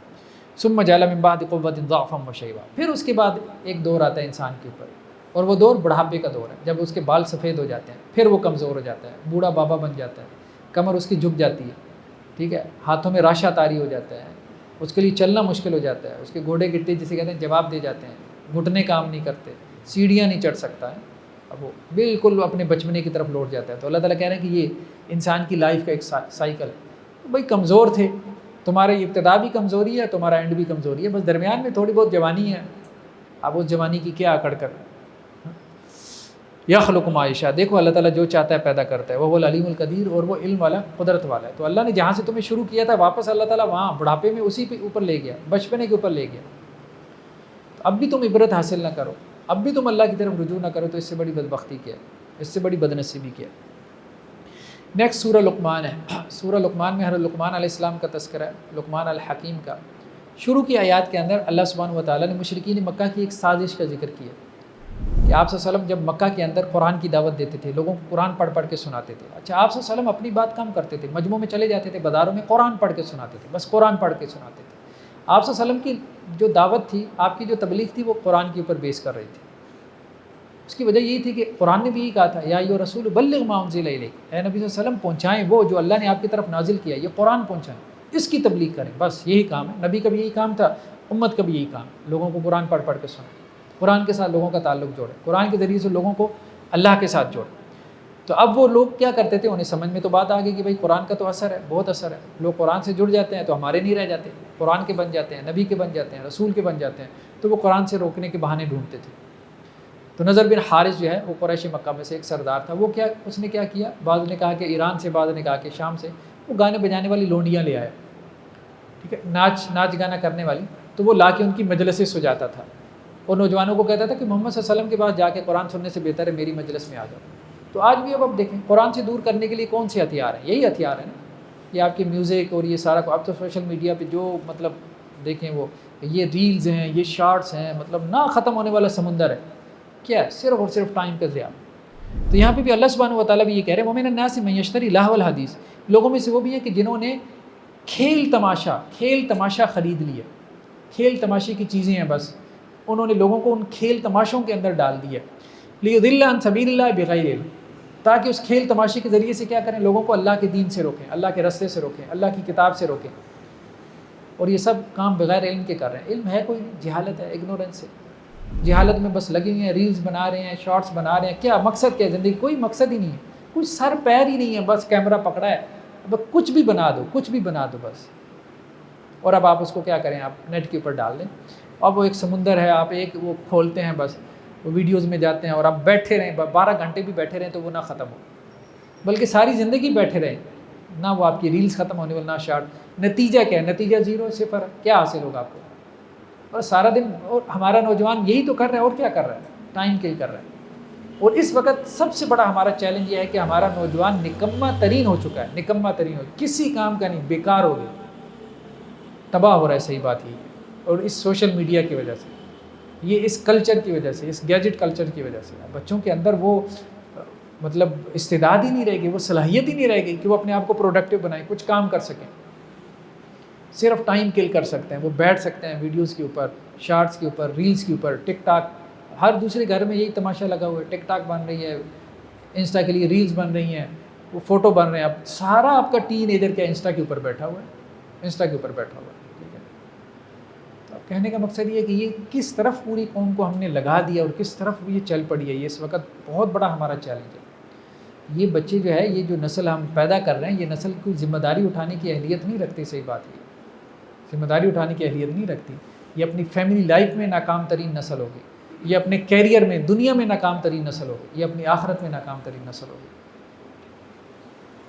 اور اس کے لیے بہت ضروری ہے، اگر ہمیں جیلیں بنا کے نا ان کو بھرنا پڑے نا، میں تو اپنی مسز سے بات کر رہا تھا کہ اگر جیلیں بنا کے ان کو قید کرنا پڑے نا تو ان کی تربیت کے لیے ضروری ہے، جہاں ان کو کچھ نہ ملے، مطلب نہ انٹرنیٹ کی فیسلٹی ہو، نہ کسی گیجٹ کی فیسلٹی ہو، پھر وہ کوئی کٹھن مرحلے سے گزریں، وہ پھر جا کے شاید وہ کوئی پروڈکٹیو ہو سکے، نہ تو کچھ بھی نہیں۔ شادی شدہ بچوں کو دیکھے یقین مانیں، مطلب انسان جو ہے وہ ترس کھاتا ہے، 4 بچے ہیں، 3 بچے ہیں، اور کیا کر رہے ہیں، وہ گیم ہے، وہ پتہ نہیں اس کا کیا نام ہے، وہ جو بہت زیادہ کھیلتے ہیں، ہاں پب جی، وہ گیم کھیلی جا رہے ہیں، 4 بچوں کے ابا جی، کیا 5 6 گھنٹے، 5 6 بھائی تمہارے پاس اور کوئی کام نہیں ہے، اپنے اس ٹائم کو پروڈکٹیو بناؤ، اپنے بچوں کے اوپر لگاؤ، اور نہ صرف دنیا ہی کما لو یار، ان کے لیے کچھ دنیا ہی کما لو، نہیں بس لگے ہیں، وہ زندگی کا کوئی مقصد ہی نہیں ہے، بس زندگی کا مقصد یہی رہ گیا، بس گیمیں کھیلو، بس سارا دن بیٹھ کے جو ہے وہ، اب لڑکیوں کا کیا مقصد، لڑکیوں کا مقصد یہ ہے کہ سارا دن بیٹھ کے انسٹا کے اوپر بس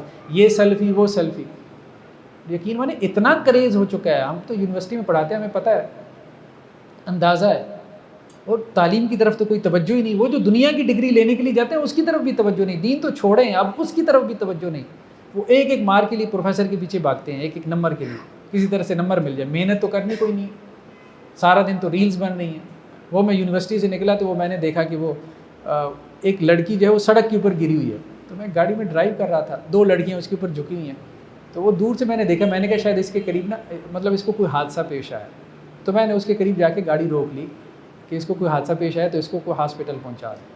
تو جیسے ہی میں نے بریک لگائی تو میں نے دیکھا تو وہ بیسیکلی سڑک کے اوپر خود سے پوز بنا کے لیٹی ہوئی تھی اور 2 لڑکیاں اس کے اوپر جھکی ہوئی تھیں، اس کی سیلفی بنا رہی تھی، اور مطلب جو انہوں نے اپلوڈ کرنی ہو. یہ صورتحال ہے ہمارے یہاں، یہ صورتحال ہے. ہر لمحے جو ہے وہ مطلب ڈیرنگ سیلفی ہیں. وہ ٹرین کی چھت کے اوپر سیلفی لے رہا ہے، کبھی پل کے اوپر الٹا لٹک کے سیلفی لے رہا ہے، کبھی جو ہاتھ میں سانپ پکڑ کے سیلفی لے رہا ہے. اور ان میں سے کئی ایک اللہ کے پاس بھی پہنچ جاتے ہیں سیلفی کھیلتے کھیلتے. تو یہ صورتحال بنی ہوئی ہے. مطلب نوجوان نسل جو ہے وہ پاگل ہو چکی ہے، اور اس طرف ہم بالکل توجہ نہیں دے رہے. اور اس وقت صحیح بات یہ ہے کہ جیل خانوں کی ضرورت ہے، قید خانوں کی ضرورت ہے، جہاں ان کو قید کیا جائے اور ان کے پاس دنیا جہاں کی جو ان کو سہولتیں اور عیاشیاں دی گئی ہیں وہ ان سے لی جائیں، پھر کوئی کٹھن زندگی سے گزریں. اور یہ ورنہ تو یہ بنی اسرائیل والی وہ قوم تیار ہو چکی ہے کہ جو حضرت موسیٰ علیہ السلام کو کہتی تھی فَاذْهَبْ أَنْتَ وَرَبُّكَ فَقَاتِلَا إِنَّا هَاهُنَا قَاعِدُونَ. کیا موسیٰ آپ اور اپنے رب کے ساتھ جائیں، آپ قتال کریں، ہم تو یہاں بیٹھے ہیں. عیاش تھی نا، مطلب من و سلوہ اتر رہا تھا، ٹھیک ہے، اوپر جو ہے وہ سائمان تھا. ماں باپ نے فیسلٹیز دے دی ہیں، ہر گھر کے اندر سپلٹ اے سی لگا ہوا ہے، سیدھی سی بات ہے. وہ ہمارے وقتوں میں پنکھا بھی مشکل سے ملتا تھا. اب اس نوجوان نسل کو تو دیکھیں ہر سہولت ملی ہوئی ہے.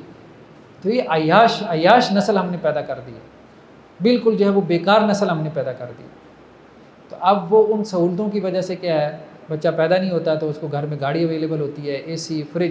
ہمارے وقتوں میں کیا ہوتا تھا، پورے محلے میں ایک فریج ہوا کرتا تھا. صحیح بات ہے، پورے محلے کے اندر ایک ٹیلی ویژن ہوتا تھا، اور اس ٹیلی ویژن پہ ہفتے میں ایک ڈرامہ آتا تھا. چلیں وہ ڈرامہ بھی، اس میں بھی کوئی نہ کوئی میسج ہوتا تھا، ٹھیک ہے، کہنے کو وہ ڈرامہ تھا لیکن کوئی نہ کوئی سوشل ایشوز ہائی لائٹ کرتے تھے. اور ہفتے میں 1 آدھ گھنٹے کے لیے ہم جاتے تھے تو ابا جی اس کے اوپر بھی بہت زیادہ ڈانٹتے تھے کہ یہ کیا گناہ کا کام کر کے آئے. تو اب تو وہ سارا دن جو ہے وہ لے کے بیٹھے ہوتے ہیں. تو یہ صورتحال ہے. پورے محلے میں ایک ٹیلی فون ہوتا تھا، وہ بھی PTCL کا. اور ہمیں یاد ہے کہ وہ اس میں سے جب وہ آواز آتی تھی تو ہم حیران ہوتے تھے کہ یار یہ مطلب کیا کمال ہے. تو اب کیا ہے، مطلب ہر بچے کے ہاتھ میں موبائل پکڑا دیا ہے. تو اور ہر غریب سے غریب انسان بھی آپ دیکھ لیں، غریب سے غریب انسان اس نے بھی LED لگوائی ہوئی ہے. ٹھیک ہے، یہ صورتحال ہو چکی. اس کے ہاتھ میں بھی اسمارٹ فون ہے، مطلب کوئی بیکاری ہے نا، اس کے ہاتھ میں بھی اسمارٹ فون آپ کو نظر آ جائے. یہ صورتحال بنی ہے. تو ایسے میں اب وہ قوم کیا بنے گی، کیا کرے گی وہ. تو اس وقت بچوں کی تربیت کے حوالے سے بہت بڑے چیلنجز ہیں جو پوری سوسائٹی کو درپیش ہیں، ہم سب کو درپیش ہیں. اور یہ فساد ہم نے برپا کر دیا ترقی کے نام کے اوپر. سیدھی سی بات ہے، ہم اس کو ترقی سمجھتے رہے، انفارمیشن ٹیکنالوجی اور پتہ نہیں کیا کچھ یہ اور وہ ہے. بچہ اسائنمنٹ کر رہا ہے، بچہ اسائنمنٹ کر رہا ہے لیپ ٹاپ کے اوپر بیٹھ کے. وہ ابا جی آ کے بتاتے ہیں جی نہ اس نے اسائنمنٹ کے نام پہ لیپ ٹاپ خریدا ہے، اور اس کے بعد جا کے میں اس کی ہسٹری چیک کرتا ہوں، کیا کچھ دیکھتا رہا تو پتہ چل جاتا ہے کہ اس نے کیا اسائنمنٹ کی ہے. ٹھیک ہے، یہ صورتحال ہے. اسائنمنٹ کے نام پہ کبھی ابا جی سے ٹیبلٹ لے لی، اسائنمنٹ کرنی ہے ہمیں وہ فلانا ہے تو وہ کبھی گیجٹ لے لیا، کبھی موبائل لے لیا. سارا دن کی ایکٹیویٹی کیا ہے، بیکار قوم، رج کے بیکار قوم جو ہے وہ اس وقت پیدا ہو رہی ہے، کسی کام کی بھی نہیں. یہ جو نسل ہے مطلب فارمی مرغیاں ہیں نا، فارمی مرغیاں. یقین مانیں ہم بچپن میں کیا ہوتا تھا، ہمارے محلے میں وہ ایک مہمان آ گئے. مجھے یاد ہے، وہ دن یاد ہے کہ 4 لڑکے تھے ہم نے، اور 4 گھنٹے ہم نے لگائے وہ مرغا پکڑنے کے لیے. مہمان آ گئے تھے، دیسی مرغا تھا، اور اس نے ہمیں کوئی 5-7 محلے اس مرغے نے ہمیں گھمائے. ٹھیک ہے، تو یہ صورتحال تھی. تو ہم لوگ تو اس طرح سے پلے بڑے ہیں. ہم لوگ تو مطلب ہماری جو نسل کے لوگ ہیں، اب یہ ان بیچاروں سے تو ہلا بھی نہیں جاتا. صحیح بات ہے، مطلب جیسے فارمی مرغی ہوتی ہے نا وہ، ہاں، تو وہ مطلب کہ 2 قدم چل کے پھر بیٹھ جاتی ہے. یہ صورتحال ہے. ٹیکوں کے سارے بس چل رہے ہیں. فلانی جو ہے وہ آپ وہ انجیکشن لگوا دیں، مطلب جب سے وہ پیدا ہوتا ہے تو بس اس کو انجیکشن ٹھوکی جاؤ. ہے ہی نہیں اس کے اندر کوئی مطلب قوت، کوئی صلاحیت، کچھ کھڑا ہو کے کوئی کام کر سکے، کچھ بالکل بھی نہیں. تو اس طرح بہت توجہ دینے کی ضرورت ہے. اس کی وجہ گیمز بالکل ختم ہو گئی، اسپورٹس ختم ہو گئی. اب اس کے بعد اسپورٹس کے نام سے کیا رہ گیا، بس اسپورٹس کے نام سے اس کے پاس یہی کچھ رہ گیا. سارا دن وہ بس سوشل میڈیا کے اوپر بیٹھا ہوا ہے. سوشلائزنگ اس کی ختم ہو گئی ہے. ٹھیک ہے، مطلب پورے محلے میں اس کے جو ہے وہ 2 دوست نہیں ہیں، اور فیس بک کے اوپر انسٹا پہ اس نے 2000 دوست بنا کے رکھے ہیں. محلے میں اس کو 2 دوست نہیں ملتے. اور دوسری طرف دیکھیں کہ انسٹا کے اوپر یہ اپنے سارے کزنز میں نوٹ کر رہا ہوتا ہوں، گھنٹہ باز کر رہے ہیں انسٹا کے اوپر، اور ویسے آمنے سامنے بیٹھ جائیں 2 باتیں نہیں کر سکتے. عجیب، مطلب سمجھ نہیں آتی کہ یہ کیا ہو کیا رہا ہے، چل کیا رہا ہے. چل کیا رہا ہے. تو وہ سوشلائزنگ بھی بہت آرٹیفیشیل قسم کی سوشلائزنگ ہو چکی ہے بالکل ان کی زندگی سے. وہ جو اللہ کے رسول صلی اللہ علیہ وسلم نے کہا کہ سوئمنگ کریں, گھڑ سواری کریں, ٹھیک ہے, تیر اندازی کریں, ان کو یہ سکھاؤ, ٹھیک ہے, جہاں کہ ان کے جسم مضبوط ہوں, کچھ اسپورٹس کریں, بالکل نہ ہونے کے برابر رہ گئے. ٹھیک ہے ہمارے ہاں کچھ شہروں کا بھی کلچر ایسا ہے, لیکن اس کے باوجود پارک واکس بنے ہوئی ہیں, لیکن محنت طلب کام ہے. پوری سوسائٹی کا کچھ ایسا نظام بن چکا ہے. پیرنٹس کہتے ہیں جی ہم کہاں سے ٹائم نکالیں, بچوں کے اخراجات ہی اتنے زیادہ ہو گئے, اچھی اسکولنگ کروانی ہے, اوور ٹائم لگانا پڑتا ہے, ٹائم ہی نہیں ملتا ہمیں, کیا کریں. ان کے اپنے مسائل لگے ہیں, وہ کہاں سے ٹائم نکالیں. پوری سوسائٹی میں بس اس قسم کے کچھ ایسے پرابلمز ہیں, کچھ ایسے کہ جس کی وجہ سے نا ہم ایک بہت بڑے چیلنج سے گزر رہے ہیں. اب پیرنٹس کو آسان لگتا ہے بھائی اسکول کے حوالے کر دیا, اب اسکول والے اس کو بنا دیں. اب اسکول والے کیا کہتے ہیں جی ہم نے کیا بنانا ہے, وہ خود کیا کریں, وہ بھی اسی نظام کا حصہ ہیں, وہ کیا کریں گے. خیر بہرحال ہم کہاں سے کہاں نکل گئے. تو لوگوں میں سے وہ ہیں جو لہو الحدیث, یعنی آلات موسیقی ہو گئے, یا بے حیائی کا سامان ہو گیا, یا کھیل تماشے کا سامان ہو گیا, یہ خریدتے ہیں تاکہ اللہ کے دین سے روکیں, اللہ کے رستے سے روکیں. وَيَتَّخِذَ هُزُوًا أُولَٰئِكَ لَهُمْ عَذَابٌ مُّهِینٌ, اور وہ دین کا مذاق بنا لیتے ہیں, اور یہی وہ لوگ ہیں جن کے لیے رسوا کرنے والا عذاب ہے. چلیں جی ابھی اتنا کافی ہے, 4 رکعت پڑھتے ہیں, اور اس کے بعد ہم انشاءاللہ آدھا جو ہے وہ جو اگلا نصف پارہ ہے وہ. بسم اللہ الرحمن الرحیم. سورہ لقمان کا ہم مطالعہ کر رہے تھے. لقمان الحکیم عربوں میں ایک بہت ہی معروف شخصیت تھے. تو ان کے بارے میں یہ ڈیبیٹ ہے کہ یہ اللہ کے نبی تھے کہ نہیں تھے. بعض اہل علم کا کہنا یہ ہے, مفسرین کا, کہ یہ اللہ کے نبی تھے, لیکن زیادہ تر کی رائے یہی ہے کہ قرآن میں ان کا اس طرح سے ذکر نہیں آیا کہ ان کو اللہ کا نبی قرار دیا گیا. ہاں چونکہ عربوں میں ان کی کوٹیشنز چلتی تھی, عرب ان کو بہت ذہین اور فتین شخص سمجھتے تھے اور ان کو کوٹ کیا کرتے تھے. تو قرآن نے اس کا تذکرہ کیا کہ دیکھو وہ باتیں جو کہ قرآن کر رہا ہے, وہ باتیں جو کہ نبی صلی اللہ علیہ وسلم کی زبانی تم سن رہے ہو, یہ وہی باتیں جو لقمان الحکیم بھی کیا کرتے تھے. تو ہر لقمان الحکیم علیہ السلام انہوں نے جو اپنے بیٹے کو نصیحتیں کی تھی, کوئی بھی شخص جو آپ کہہ لیں کہ جی میچیور ہوتا ہے, عقل مند ہوتا ہے, سمجھدار ہوتا ہے, تو وہ اپنی اولاد کو کچھ نہ کچھ نصیحتیں کرتا ہے, جو اس کی زندگی بھر کا کیا ہے, سرمایہ ہوتا ہے, خلاصہ ہوتا ہے, اس کی زندگی بھر کی محنت کا نچوڑ ہوتا ہے. تو حضرت لقمان الحکیم نے بھی اپنے بچے کو نصیحتیں کی جن کا قرآن نے تذکرہ کیا. ان میں سے سب سے پہلی نصیحت تو یہ تھی کہ اے میرے بچے اپنے رب کے ساتھ شرک نہ کرنا, اور دوسری نصیحت کیا تھی کہ اپنے والدین کے ساتھ حسن سلوک کرنا.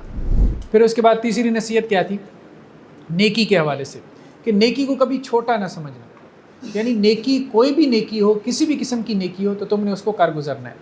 یا بنی انہا ان تک مثقال حبۃ من خردل, اے میرے بچے اگر وہ نیکی رائی کے دانے کے برابر بھی ہوگی, یعنی رائی کا دانہ بہت ہی چھوٹی نیکی بھی ہوگی, فتکن فی صخرہ, وہ کسی چٹان میں ہو, او فی السماوات, یا آسمانوں میں, او فی الارض, یا زمین میں, یأتی بہ اللہ, اللہ تعالیٰ اس کو لے آئے گا. رستے سے پتھر ہٹا دیا, ٹھیک ہے, کیلے کا چھلکا جو ہے وہ اٹھا کے ڈسٹبن میں پھینک دیا, کسی مسلمان کا پاؤں نہ پھسل جائے, یا کسی انسان کا پاؤں نہ پھسل جائے, کسی بھی انسان کے کچھ کام آ گئے, ٹھیک ہے, مطلب اور نہ صحیح تو پرندوں کو دانہ ڈال دیا, کبوتروں کو دانہ ڈال دیا, کوئی بھی نیکی آپ کر لو, تو وہ زمین میں ہوگی یا آسمان میں, سمندر میں ہوگی, پانی کی تہہ میں ہوگی, یا پہاڑوں کے اوپر ہوگی, اللہ تعالیٰ اس کو قیامت والے دن لے آئیں گے, تمہارے اعمال نامے میں اس کو حاضر کر دیا جائے گا. تو نیکی کو کبھی بھی حقیر نہیں سمجھنا. کوئی بھی اچھا کام دل میں جب بھی کوئی خیال آتا ہے کہ مجھے یہ اچھا کام کرنا چاہیے, تو وہ کام کر گزرے. ان اللہ لطیف خبیر, بے شک اللہ تعالیٰ بہت باریک بھی اور بہت باخبر ہے. اللہ تعالیٰ کو پتہ ہے تمہاری چھوٹی چھوٹی نیکیوں کی بھی اللہ تعالیٰ کو خبر ہے. نیکسٹ آیات میں کچھ آپ کہہ لیں کہ جی بات کرنے کے ایٹیکیٹس وہ انہوں نے اپنے بچے سے ڈسکس کیے, اور کہا کہ بات کرنے کے کچھ نہ کچھ آداب ہونے چاہیے, لوگوں کے ساتھ ملنے کے, سوشلائزنگ کے کچھ ایٹیکیٹس ہونے چاہیے. ولا تصعر خدک للناس ولا تمشي في الارض مرحا, اور اپنے گال جو ہے وہ لوگوں کے لیے کھلا کر مت رکھو. لوگوں کے ساتھ جب گفتگو کرو خندہ پیشانی کے ساتھ. اللہ کے رسول صلی اللہ علیہ وسلم فرمایا کہ تمہارا مسکراتے چہرے سے اپنے بھائی سے ملنا, یہ بھی کیا ہے, اس کے اوپر بھی صدقہ ہے, تمہیں صدقے کا ثواب ملے گا. بعض اوقات آپ دیکھتے ہیں آپ کا بھائی پریشان ہے, تو آپ کوئی لطیفہ, کوئی چٹکلا, کوئی ایسی بات کر دیتے ہیں, وہ خوش ہو جاتا ہے, مسکرا پڑتا ہے, تو اس میں بھی صدقہ ہے, اچھا بعض لوگوں کی عادت ایسی ہوتی ہے، بہت سندیجہ مزاج ہوتے ہیں، چلیے اس میں تو کوئی حرج نہیں، اللہ تعالیٰ نے مزاج جو ہے وہ مختلف پیدا کیے ہیں، لیکن کچھ لوگ جو ہے وہ مزاج تو سنجیدہ ہوتا ہے لیکن اس کے ساتھ ایٹیچیوڈ بھی بہت زیادہ روڈ ہو جاتا ہے. کہ ایٹیچیوڈ کا روڈ ہو جانا یہ ٹھیک نہیں ہے کہ آپ کسی سے ملیں اور پھر اس ملنے کے بعد جو ہے وہ آپ توبہ استغفاری کر رہے ہو کہ یار اس سے تو بہتر تھا کہ میں اس سے نہ ہی ملتا. تو ایک صاحب بتا رہے تھے کہ ایک بہت بڑے عالم سے ملنے کے لیے وہ گئے، بہت بڑے عالم تھے وہ، تو انہوں نے مطلب شوق ہوتا ہے جیسے بہت بڑے عالم ہیں چلو جانا چاہیے ان سے ملنے کے لیے. علماء بھی مصروف ہیں، بعض اوقات مصروفیت کی وجہ سے وہ بھی تپے پڑے ہوتے ہیں. تو خیر کہنے کا مقصد یہ، وہ کہتے ہیں میں نے دروازہ کھٹکھٹایا تو وہ عالم صاحب جو ہے وہ اوپر انہوں نے اپنی بالکنی سے جھانکا، پوچھا بھائی خیریت ہے؟ حضرت بس آپ کے دیدار کے لیے آیا تھا. تو انہوں نے چہرہ آگے کیا اور کہا کر لیا اب جاؤ. تو کہنے کا مقصد یہ ہے کہ بہت دفعہ میں مطلب لوگوں کے ساتھ ہم اس طرح سے رویہ اختیار کرتے ہیں، وہ پھر ان کے لیے ساری زندگی کا ایک ایکسپیرینس بن جاتا ہے اور وہ ساری زندگی اس کو لے کے چلتے ہیں. تو اس میں خاص طور پہ علماء کو بھی محتاط ہونا چاہیے کہ کسی کے ساتھ کچھ اس طرح سے بیہیو نہ کریں، اس طرح سے جو ہے وہ رویہ نہ رکھیں کہ اس کا ایک بیڈ ایکسپیرینس بن جائے. ٹھیک ہے لوگ اوور برڈن ہوتے ہیں، پھر لوگ بھی جو ہے وہ خیال نہیں کرتے، سیدھی سی بات ہے. ہزاروں کی جو ہے وہ ٹریفک ایک بندے کی طرف ہو جائے تو وہ بھی کتنا مینیج کرے گا؟ ٹھیک ہے مشکل ہو جائے گا نا اس کے لیے بھی مینیج کرنا. لیکن اس کے باوجود اللہ کے رسول صلی اللہ علیہ وسلم بھی کوشش کرتے تھے ممکن حد تک لوگوں کو مینیج کرنے کی. ٹھیک ہے کوئی دربان مقرر نہیں کیا، کوئی درمیان میں سیکٹری نہیں لگایا مجھ تک پہنچنے کے لیے، ایسا نہیں تھا. معاملہ بہت سیدھا سادہ سا تھا. آپ صلی اللہ علیہ وسلم فرماتے تھے کہ مدینہ کی اگر کوئی لونڈی بھی مجھے کسی بھی گلی میں کہی کہ وہاں پہنچ کے میرا یہ کام کر دو تو میں وہاں پہنچ جاؤں گا. تو خیر اللہ کے رسول صلی اللہ علیہ وسلم کا تو خیر یہ ایک میریکل تھا، معجزہ تھا. آپ کی جو سوشلائزنگ تھی، اتنی کچھ مصروفیات کے باوجود، گھریلو مصروفیات ہو گئی، دین کی مصروفیات ہو گئی، اس کے باوجود کسی کو کوئی شکایت نہیں تھی کہ میں آپ صلی اللہ علیہ وسلم تک پہنچ نہیں سکتا یا آپ سے بات نہیں کر سکتا یا آپ صلی اللہ علیہ وسلم میرے ایکسیس میں نہیں ہے، ایسا نہیں تھا. تو ولا تصائر خدک للناس ولا تمشی فی الارض مرحا، تو لوگوں کے لیے اپنے گال پھلا کے مت رکھو اور زمین میں اکڑ کر مت چلو. اس کو بھی پسند نہیں کیا گیا. جیسے گاؤں دیہات میں ہم دیکھتے ہیں، ایک یہ ہے کہ اکڑ اور تکبر انسان کے دل میں ہوتی ہے اور بعض اوقات وہ انسان کے وجود سے بھی ظاہر ہونا شروع ہو جاتی ہے. زمین پہ پاؤں مار کے چلنا، جیسے کندھا گرا کے چلتے ہیں، گردن اکڑا کے چلتے ہیں، ٹھیک ہے سینہ تان کے چلنا، یہ ساری چالیں ایسی ہیں جو کہ متکبرین والی چالیں. اللہ تعالیٰ نے اس کو پسند نہیں کیا. تو اے میرے بچے زمین میں اکڑ کے مت چلنا، عاجزی کے ساتھ چلو، انکساری کے ساتھ چلو. عاجزی انکساری سے چلنے کا مطلب یہ نہیں کہ انسان آنکھیں بند کر کے چلے، انسان جو ہے وہ بوڑھوں کی طرح چلے، اپنی کمر جھکا کے چلے، یہ نہیں ہے. بس یہ کہ تکبر نہ ہو، باقی سیدھا چلو سیدھا چلو. ان اللہ لا يحب كل مختال فخور، اللہ تعالیٰ اس شخص کو پسند نہیں کرتا جو بہت فخر کرنے والا ہے اور بہت زیادہ اترانے والا ہے. مختال اس کو کہتے ہیں جو خیال ہی خیال میں اپنے آپ کو بڑا سمجھتا ہو، اور فخور یہ ہے کہ جو زبانی کلامی اپنی بڑائی جو ہے وہ دوسروں کے اوپر جتلاتا ہو. ایک تو وہ ہے نا جو مجلس میں اپنے آپ کو سپیریئر ثابت کرنے میں لگا ہوا ہے، میں بڑی شے ہوں، میں یہ کیا، میں نے وہ کیا، تم لوگوں نے کیا کیا ہے، تم کیا ہو. اور ایک یہ ہے کہ چلو زبان سے تو نہیں کرا لیکن دل میں اپنے آپ کو بڑا سمجھتا ہے. یہ بھی غلط ہے، یہ اختیال ہے. دونوں کی جو ہے وہ اللہ تعالیٰ نے دونوں کے لیے ناپسندیدگی کا اظہار کیا. وقصد فی مشی، اور اے میرے بچے اپنی چال میں میانہ روی اختیار کرو. نہ تو اس طرح سے چلو کہ جیسے دوڑ ہی رہے ہو اور نہ ہی ایسے جیسے کہ مریل اور مریض ہو. ہر چیز میں میانہ روی کو اللہ تعالیٰ نے پسند کیا. وغضض من صوتک، اور اپنی آواز کو پست رکھو، اپنی آواز کو دبا کر رکھو. چیخنا، چلانا، شاؤٹنگ اس کو پسند نہیں کیا ہمارے دین نے، قرآن نے بھی اس کو پسند نہیں کیا. اور بعض اوقات عادت ہوتی ہے، خاص طور پہ عورتوں کی عادت ہوتی ہے گھروں میں بچوں کے اوپر بہت زیادہ چیختی چلاتی ہیں. ٹھیک ہے بچے تنگ بھی کرتے ہیں اور بہت دفعہ میں انسان جو ہے وہ اپنا ٹیمپر لوز کر جاتا ہے، لیکن پھر بھی قرآن نے اس کو پسند نہیں کیا. اور کیا کہا ان انکر الاصوات لصوت الحمیر، بدترین آواز تو پھر گدھے کی آواز ہے. تو چیخنے چلانے میں گدھے کی آواز. تو بندہ مومن کو قرآن کیا کہتا ہے؟ نفس مطمئن. نفس مطمئنہ ہے، وہ مطمئن رہتا ہے. وہ اس کا غصہ اور اس کا اینگر بھی اگر ہوتا ہے تو وہ کنٹرول رہتا ہے. یہ نہیں کہ وہ آپے سے باہر ہو جائے. دیکھیں غصہ کرنے میں کوئی حرج نہیں جب تک کہ وہ کنٹرول ہو. جب آپ کو غصہ آ جاتا ہے تو انسان اپنے کنٹرول میں نہیں رہتا، آپے سے باہر ہو جاتا ہے. یہ انسان کے لیے نقصان دہ. اور بعض اوقات دوسرے کی تربیت کے لیے غصہ کرنا پڑتا ہے. تو غصہ آنے میں اور غصہ کرنے میں فرق ہے. غصہ کرنے میں کوئی حرج نہیں ہے، یہ کنٹرولڈ اینگر ہوگا. غصہ آ گیا تو اب مطلب آپ آپے سے باہر ہو گئے. جب آپ آپے سے باہر ہو گئے اب چیخیں گے، چلائیں گے، گالم گلوچ کریں گے، لان تان کریں گے، دو اس کو لگائیں دو اس کو ماری. جیسے ہمارے یہاں مطلب صبح میں ایک عام طور پہ گھروں میں منظر ہوتا ہے کہ بچے اسکول جا رہے ہیں، کسی کی بیلٹ نہیں مل رہی، کسی کا جوتا نہیں مل رہا، کسی کی کتاب جو ہے وہ آگے پیچھے ہو گئی، اب مائیں چیخ رہی ہیں، چلا رہی ہیں، کسی نے ابھی تک ناشتہ نہیں کیا، کوئی تیار نہیں ہو، کوئی لیٹ ہو رہا ہے، نیچے وین والا کھڑا ہے وہ ہاتھ دی جا رہا ہے. تو بس ایک عجیب جو ہے وہ ایک ماحول ہوتا ہے گھر کے اندر ہے. تو یہ ٹھیک نہیں ہے, یہ مناسب نہیں. ٹھیک ہے, صرف ماؤں کا قصور نہیں, بعض اوقات باپوں نے بھی گھر میں ایسا ماحول جو ہے وہ پیدا کر رکھا ہوتا ہے, تو یہ ٹھیک نہیں ہے. مطلب آدمی ڈسپلن والا ماحول تو وہ ٹھیک نہیں. وغضض من صوتک, اپنی آواز بس ماڈریٹ اپنی آواز رکھو, نہ اتنی پست کہ کسی کو سنائی بھی نہ دے, نہ اتنی اونچی کہ اگلا جو ہے وہ کہے کہ بس یہ چپ ہی کر جائے تو اچھا ہے, کانوں پہ آپ ہاتھ رکھنے پہ مجبور ہو جائیں. تو یہ حضرت لقمان علیہ السلام کی جو ہے وہ نصیحت تھی اپنے بچے کے لیے کہ تاکہ وہ ایک اچھی زندگی گزار سکے. نیکسٹ آیات کے اندر اللہ سبحانہ و تعالیٰ کی کبریائی, اللہ کی بڑائی کا تذکرہ ہے. فرمایا ولو ان ما فی الارض من شجرۃ اقلام والبحر یمدہ من بعدہ سبعۃ ابحر, اگر دنیا میں جتنے بھی درخت ہیں ان کی کلمیں بن جائیں. ٹھیک ہے, قلم ہوتی تھی نا ہم بچپن میں جب بناتے تھے, ایک طرح سے جیسے پین ہوتا تھا, تو اگر تمام درختوں کی جو لکڑی ہے اس سے آپ قلمیں بنا لیں, پین بنا لیں, اور اس کے بعد جتنی بھی جو ہے وہ سمندر کی سیاہی ہے, سمندر کا جتنا پانی ہے اس کو آپ سمندر کی سیاہی میں کنورٹ کر دیں, اور پھر آپ اللہ کی حمد و ثنا, اللہ کی بڑائی, اللہ کی کبریائی لکھنا شروع کر دیں, تو یہ سب کچھ ختم ہو جائے گا. ساتھ سمندر بھی آ جائیں, ان کی سیاہی بھی ختم ہو جائے گی, اللہ کی بڑائی اور اللہ کی کبریائی ختم نہیں ہوگی, اللہ کی حمد و ثنا ختم نہیں ہوگی. تو اللہ کی ذات اتنی بڑی ہے, اتنی بڑی ذات ہے. نیکسٹ جو ہے وہ سورہ الف لام میم سجدہ ہے. سورہ الف لام میم سجدہ کے بارے میں ہمیں روایات میں ملتا ہے کہ اللہ کے رسول صلی اللہ علیہ وسلم جمعے والے دن فجر کی نماز میں پہلی رکعت میں الف لام میم سجدہ کی تلاوت کرتے تھے, اور دوسری رکعت میں سورۃ الدہر یعنی سورۃ الانسان کی تلاوت کرتے تھے, جو کہ 29ویں پارے کے آخر میں. یہ آپ صلی اللہ علیہ وسلم کا معمول تھا. اس کی وجہ یہ کہ ان دونوں سورتوں کا موضوع کیا ہے, آخرت ہے, تاکہ آخرت کی یاد دہانی رہے.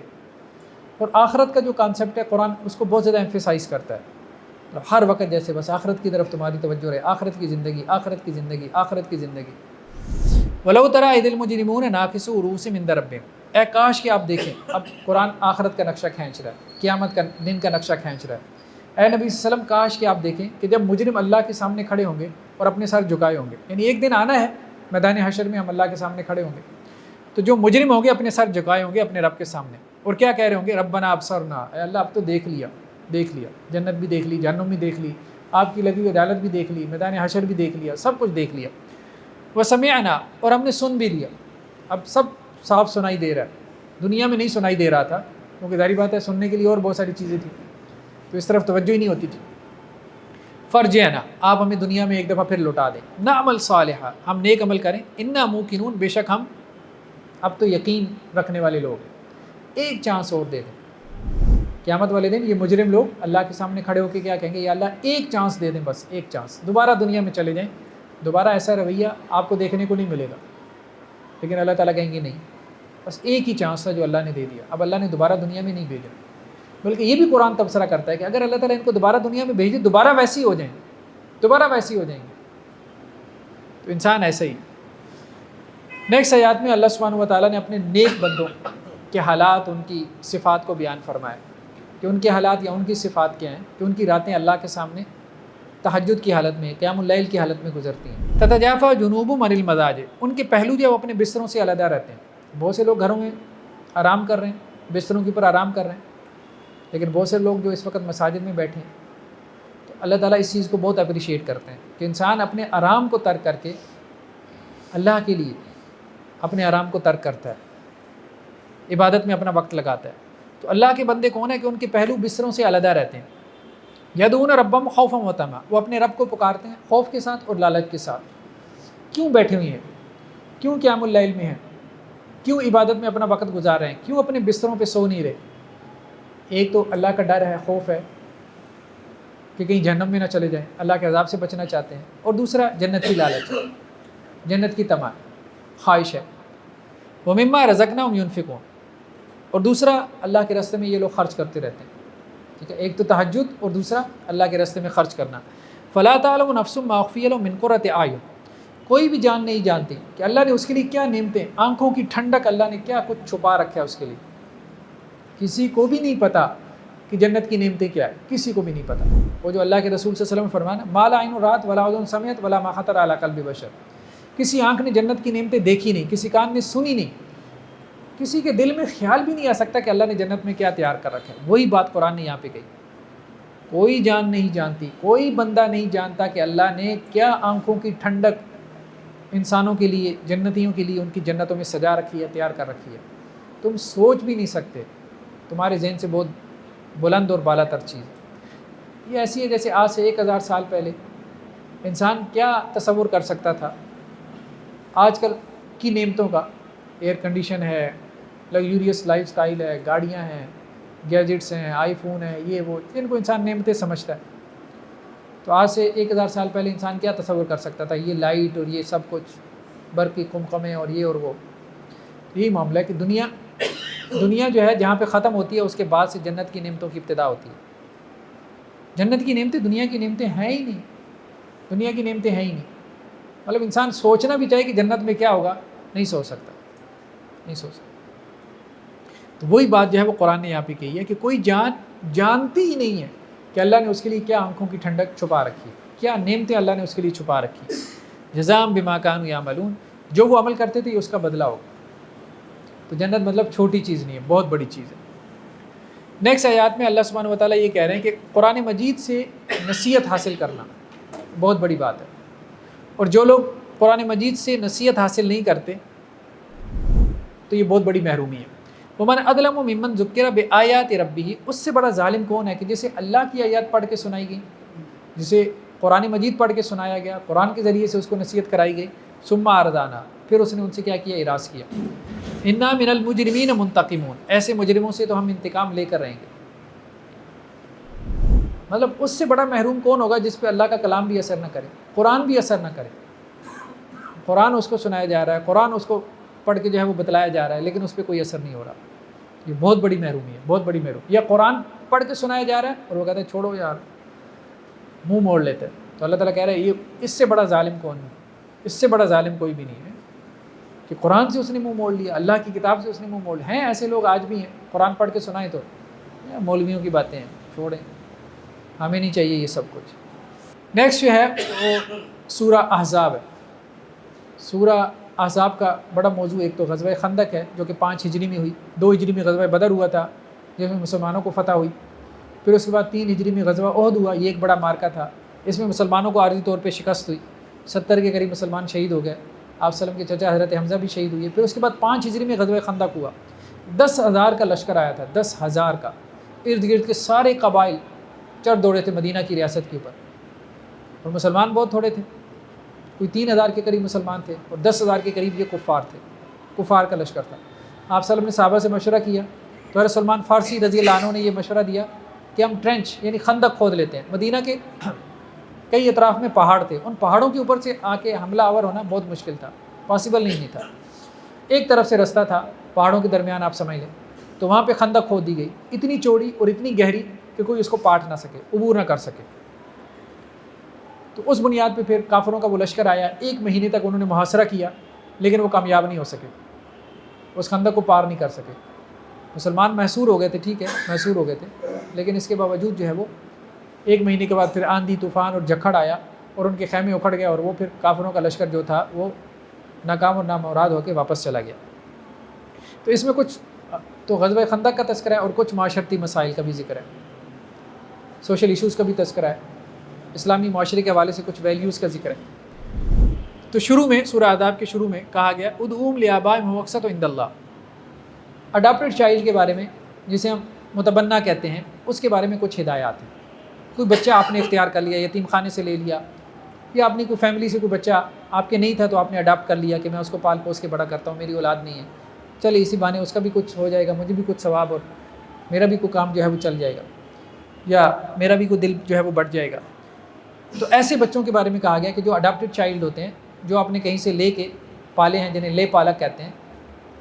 تو بعض اوقات لوگ کیا کرتے ہیں، ان کے ولدیت کے خانے میں اپنا نام لکھوا دیتے ہیں. قرآن نے اس سے منع کیا، نہیں، جو ان کا اصل والد ہے اس کا نام اس کی ولدیت کے خانے میں ہونا چاہیے، تم اپنا نام نہیں لکھوا سکتے. تو ڈاکومنٹیشن اس طرح سے نہیں کرنی چاہیے. ادعوہم لآبائہم ھو اقسط عند اللہ، دیکھو ان کو ان کے باپوں کے ناموں سے پکارو، جو بھی تمہارے اڈاپٹڈ چائلڈ ہیں.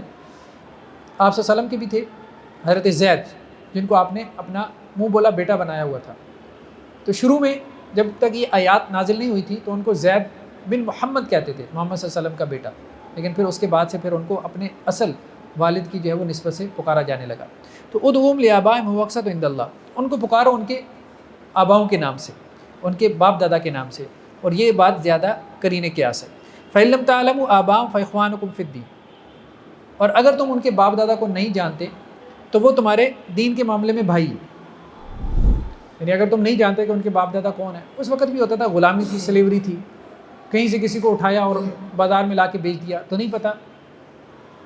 بہت سے تھے جو بچپن میں اٹھا لیا جاتا تھا، جن کو ان کو پتہ ہی نہیں ہے، یاد ہی نہیں ہے کہ ان کے والدین کون تھے کون نہیں تھے۔ تو اگر تمہیں نہ پتہ ہو کہ ان کے والدین کون ہیں تو پھر وہ تمہارے بھائی ہیں۔ ان کی ولدیت میں زیادہ سے زیادہ عبداللہ لکھ سکتے ہیں، اللہ کا بندہ، جو بھی ہے وہ اللہ کا بندہ تو ہو گئی، اس طرح سے کوئی نام لکھا جا سکتا ہے، لیکن پھر بھی تمہارے لیے یہ جائز نہیں ہے کہ ان کی ولدیت کے خانے میں تم اپنا نام لکھو۔ تو باپ اگر معلوم ہے تو اس کا نام لکھا جائے گا ولدیت کے خانے میں، اور اگر باپ معلوم نہیں ہے تو پھر اس کے ولدیت کا خانہ چھوڑ دیں، یا پھر بعض اہل علم نے کہا کہ عبداللہ یا اس طرح کا کوئی نام رکھ لیں تو اس میں حرج نہیں۔ وَلَيْسَ عَلَيْكُمْ جُنَاحٌ فِيمَا أَخْطَأْتُمْ بِهِ، اور جو گزر چکا اس میں تمہارے اوپر کوئی گناہ نہیں ہے۔ وَلَٰكِن مَا تَعَمَّدَتْ قُلُوبُكُمْ، لیکن اس کے بعد جو تم جانتے بوجھتے کرو گے تو وہ پھر اللہ کے اس پہ پکڑ ہے۔ وَكَانَ اللَّهُ غَفُورًا رَحِيمًا، اور اللہ تعالیٰ بخشنے والا رحم کرنے والا ہے۔ ٹھیک ہے، بعض کا ڈاکومنٹیشن ہو جاتی ہے، برتھ سرٹیفکیٹ بن گیا، فلاں ہو گیا، وہ ہو گیا، میٹرک کی سند بن گئی، لوگوں کو مشکل لگتا ہے، لیکن بہرحال یہ اللہ کا حکم ہے، یہ قرآن کا حکم ہے، اتنا صریح حکم ہے، اب اس میں تعویل نہیں کر سکتے۔ ٹھیک ہے، تو یہ غلطی ہو گئی ہے تو بس اس کی تصحیح کرنی ہے، اس کی کریکشن کرنی ہے، اس کو ٹھیک کرنا ہے۔ نیکسٹ آیات میں غزوہ خندق کا تذکرہ ہے، تو تفصیلی تذکرہ جو ہے وہ اللہ سبحانہ و تعالیٰ نے اس میں سورہ احزاب میں غزوہ خندق کا کیا۔ احزاب بھی حزب کی جمع ہے، گروہوں کو کہتے ہیں، کہ بہت سے احزاب، بہت سے گروہ جو ہے، بہت سے قبائل چڑھ دوڑے تھے مدینہ کی ریاست کے اوپر، اس کو ختم کرنے کے لیے۔ اذ جاءوکم من فوقکم ومن اسفل منکم، جب کہ وہ گروہ آ رہے تھے تمہارے اوپر سے بھی اور نیچے سے بھی، یعنی اوپر نارتھ سے بھی آ رہے تھے، نیچے ساؤتھ سے بھی آ رہے تھے۔ وَإِذْ زَاغَتِ الْأَبْصَارُ وَبَلَغَتِ الْقُلُوبُ الْحَنَاجِرَ وَتَظُنُّونَ بِاللَّهِ الظُّنُونَ، اور جب آنکھیں جو ہے وہ پھر گئی تھی اور دل جو ہے وہ حلق تک پہنچ گئے تھے اور تم اللہ کے بارے میں طرح طرح کے گمان کر رہے تھے۔ هُنَالِكَ ابْتُلِيَ الْمُؤْمِنُونَ وَزُلْزِلُوا زِلْزَالًا شَدِيدًا، اور اس وقت اہل ایمان کی آزمائش ہوئی اور ان کو خوب ہلا مارا گیا۔ اللہ نے یہ دنیا آزمائش کے لیے پیدا کی ہے۔ تو غزوہ احزاب کے موقع پہ بھی یہی معاملہ تھا، بہت سخت اور کڑی آزمائش تھی۔ ظاہری بات ہے مسلمان محصور ہو گئے تھے، جب محصور ہو گئے تھے قافلوں کی آمد و رفت بند ہو گئی تھی۔ مطلب جب قافلوں کی آمد و رفت بند ہو جاتی ہے تو آپ کے پاس جو کھانے پینے کے ذخائر ہوتے ہیں وہ بھی محدود ہو جاتے ہیں۔ اور روایتوں میں ہمیں ملتا ہے کہ اللہ کے رسول صلی اللہ علیہ وسلم نے بھوک میں جو ہے وہ خندق کھودی، یہاں تک کہ بعض صحابہ نے دکھایا کہ ان کی پیٹ کے اوپر پتھر بندھا ہوا تھا، تو آپ صلی اللہ علیہ وسلم نے اپنے پیٹ سے کپڑا اٹھایا اور اللہ کے رسول صلی اللہ علیہ وسلم نے 2 پتھر باندھ رکھے تھے۔ تو یہ بہت جو ہے وہ سخت اور کڑی آزمائش تھی مسلمانوں کے لیے اس وقت، لیکن اللہ تعالیٰ نے اس آزمائش سے کیا گزار دیا۔ نیکسٹ آیات میں اللہ کے رسول صلی اللہ علیہ وسلم کی اسوہ حسنہ، یعنی آپ صلی اللہ علیہ وسلم کو رول ماڈل بنانے کا تذکرہ کیا گیا۔ آپ کی اتباع، آپ کی سنت کی اتباع۔ دنیا میں دیکھیں جتنی بھی قومیں ہیں وہ اپنے لیڈرز کی اتباع کرتی ہیں، پیروی کرتی ہیں، ان کو فالو کرتی ہیں۔ چائنا میں چلے جائیں، ماؤ زیتونگ، مطلب ظاہری بات ہے وہ ریولوشن لے کے آئے تھے۔ رشیا میں چلے جائیں تو ان کے یہاں جو بھی لینن تھا اور جو بھی ان کے بڑے بڑے لیڈرز تھے، ان کے وہ فوٹو جو ہے وہ کیا کرتے ہیں، سجا کے اپنے آفیسز میں لگاتے ہیں، پبلک پلیسز پہ لگاتے ہیں، ان کے اسٹیچوز لگاتے ہیں، ان کے جیسا بننے کی کوشش کرتے ہیں، ان کی جو ہے وہ اقوالیں زری کوٹ کرتے ہیں، ان کو لکھ لکھ کے جو ہے وہ دیواروں کے اوپر سجا کے لگاتے ہیں۔ ساری قومیں ایسے کرتی ہیں۔ انڈیا میں گاندھی جی کی بات ہوتی ہے، جیسے ہمارے یہاں قائد اعظم، مطلب آفیسز میں جو بھی گورنمنٹ کے آفیسز میں قائد اعظم علامہ اقبال، ان کی تصاویر لگائیں، ان کی کوٹیشن جو ہے وہ کیلنڈر کے اوپر لکھی جاتی ہیں، تقسیم کی جاتی ہیں، یہ سب کچھ ہوتا ہے۔ پھر لوگ کیا کرتے ہیں، اپنے ان لیڈرز کے جیسے بننے کی کوشش کرتے ہیں۔ جی جنا کیپ، جنا یہ کیپ پہنتے تھے، اب جنا کیپ، وہ شیروانی پہنتے تھے، اب وہ شیروانی کو جو ہے وہ ایک قومی لباس قرار دیتے ہیں۔ تو لیڈرز کے لباس تک کو فالو کیا جاتا ہے، ان کی عادات کو، ان کی کوٹیشنز کو کوٹ کیا جاتا ہے۔ تو مسلم امہ کو کہا جا رہا ہے کہ تمہارے اصل لیڈر کون ہے؟ نبی کریم صلی اللہ علیہ وسلم، اللہ کے رسول صلی اللہ علیہ وسلم کی سنت، آپ صلی اللہ علیہ وسلم کا طریقہ، آپ صلی اللہ علیہ وسلم کا اٹھنا بیٹھنا، اس کو فالو کرو۔ تو پوری امت جب اس کو فالو کرے گی تو اس امت کے اوپر ایک رنگ چڑھے گا، ٹھیک ہے، نبوی رنگ چڑھے گا۔ تو لقد کان لکم فی رسول اللہ اسوۃ حسنہ، تمہارے لیے رسول اللہ علیہ وسلم کی زندگی میں ایک بہترین نمونہ ہے، آپ صلی اللہ علیہ وسلم تمہارے لیے رول ماڈل ہے۔ تو ہم نے تو مطلب رول ماڈل اب تبدیل کر دیے نا، آئیڈلز اپنے کچھ اور لوگوں کو بنا دیے، ٹھیک ہے۔ لمن کان یرجو اللہ والیوم الآخر، جو تم میں سے اللہ کی امید رکھتا ہے اور آخرت کے دن کی امید رکھتا ہے تو وہ نبی کریم صلی اللہ علیہ وسلم کو اپنے لیے رول ماڈل بنائے۔ وذکر اللہ کثیرا، اور اللہ کا جو ہے وہ بہت زیادہ ذکر کرے. تو اسوہ حسنہ کی اتباع بہت ضروری ہے. چلیں جی اتنا ہی کافی ہے. سبحانک اللہم و بحمدک نشہد ان لا الہ الا انت. قاری صاحب آ گئے نا؟ ہاں آ گئے تھے میرے سے. ہاں کویشچن آنسر تو ہاں تھوڑا سیشن کر لیں میرے خیال میں. چلیں جی بتا دیں جی آج پھر کیا سیکھا ہے، کیا لرننگ ہوئی ہے، کون بتائے گا؟ جی جی بتائیں. دنیا کی زندگی جو ہے وہ آخرت کے مقابلے میں کچھ بھی نہیں ہے، بہت تھوڑی ہے، بہت چھوٹی سی ہے. اصل زندگی آخرت کی زندگی ہے. جی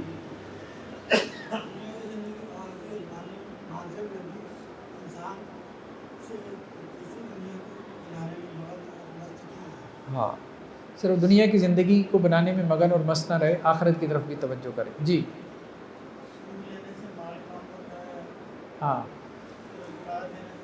سود لینے سے مال کم ہوتا ہے، زکوٰۃ دینے سے مال بڑھتا ہے. جی ہاں چھوٹی سی نیکی کو حقیر نہیں سمجھنا چاہیے. نیکی چھوٹی کیوں نہ وہ کر گزرنا چاہیے اس کو. ٹھیک ہے. لے پالک جو بچہ ہوتا ہے، جو اڈاپٹڈ چائلڈ ہوتا ہے، اس کی ولدیت کے خانے میں اپنا نام نہیں لکھنا، اس کے حقیقی والد کا نام لکھنا. ٹھیک ہے.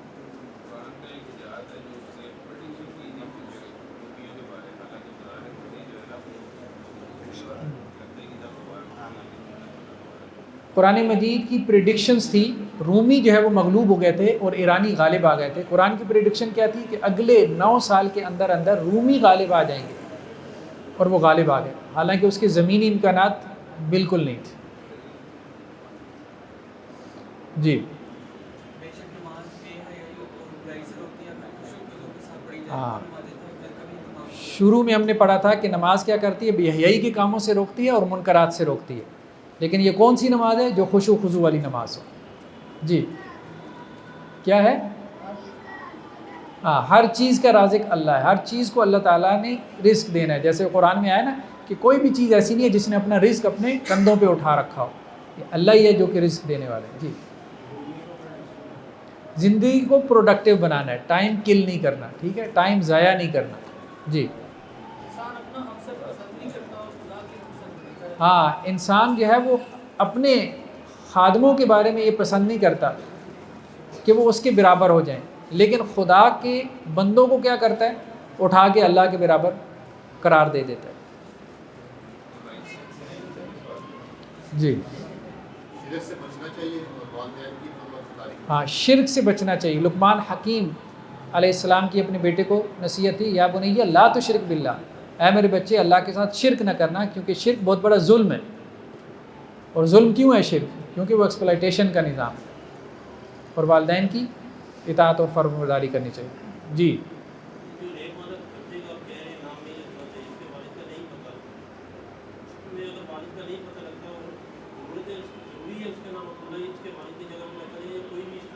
نہیں کوئی بھی نہ جی بہتر ہے عبداللہ ہی رکھیں بس. اس کے علاوہ جو ہے نا وہ پھر مناسب نہیں ہوگا. وہ عام نام تو پھر وہ کچھ بھی ہو سکتا ہے نا، وہ ٹھیک نہیں ہوگا. کس میں؟ ظاہری بات ہے نسل خراب ہوتی ہے نا، اس کا بیٹا ہے ہی نہیں.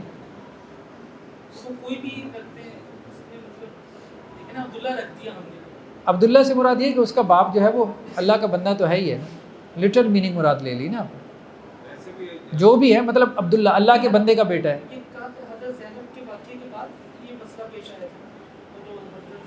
جی جی جی جی جی جی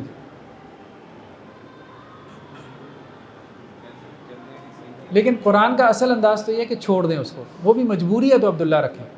قرآن کا اصل انداز یہ ہے کہ اس کو چھوڑ دیں، ولدیت کا کھانا چھوڑ دیں آپ.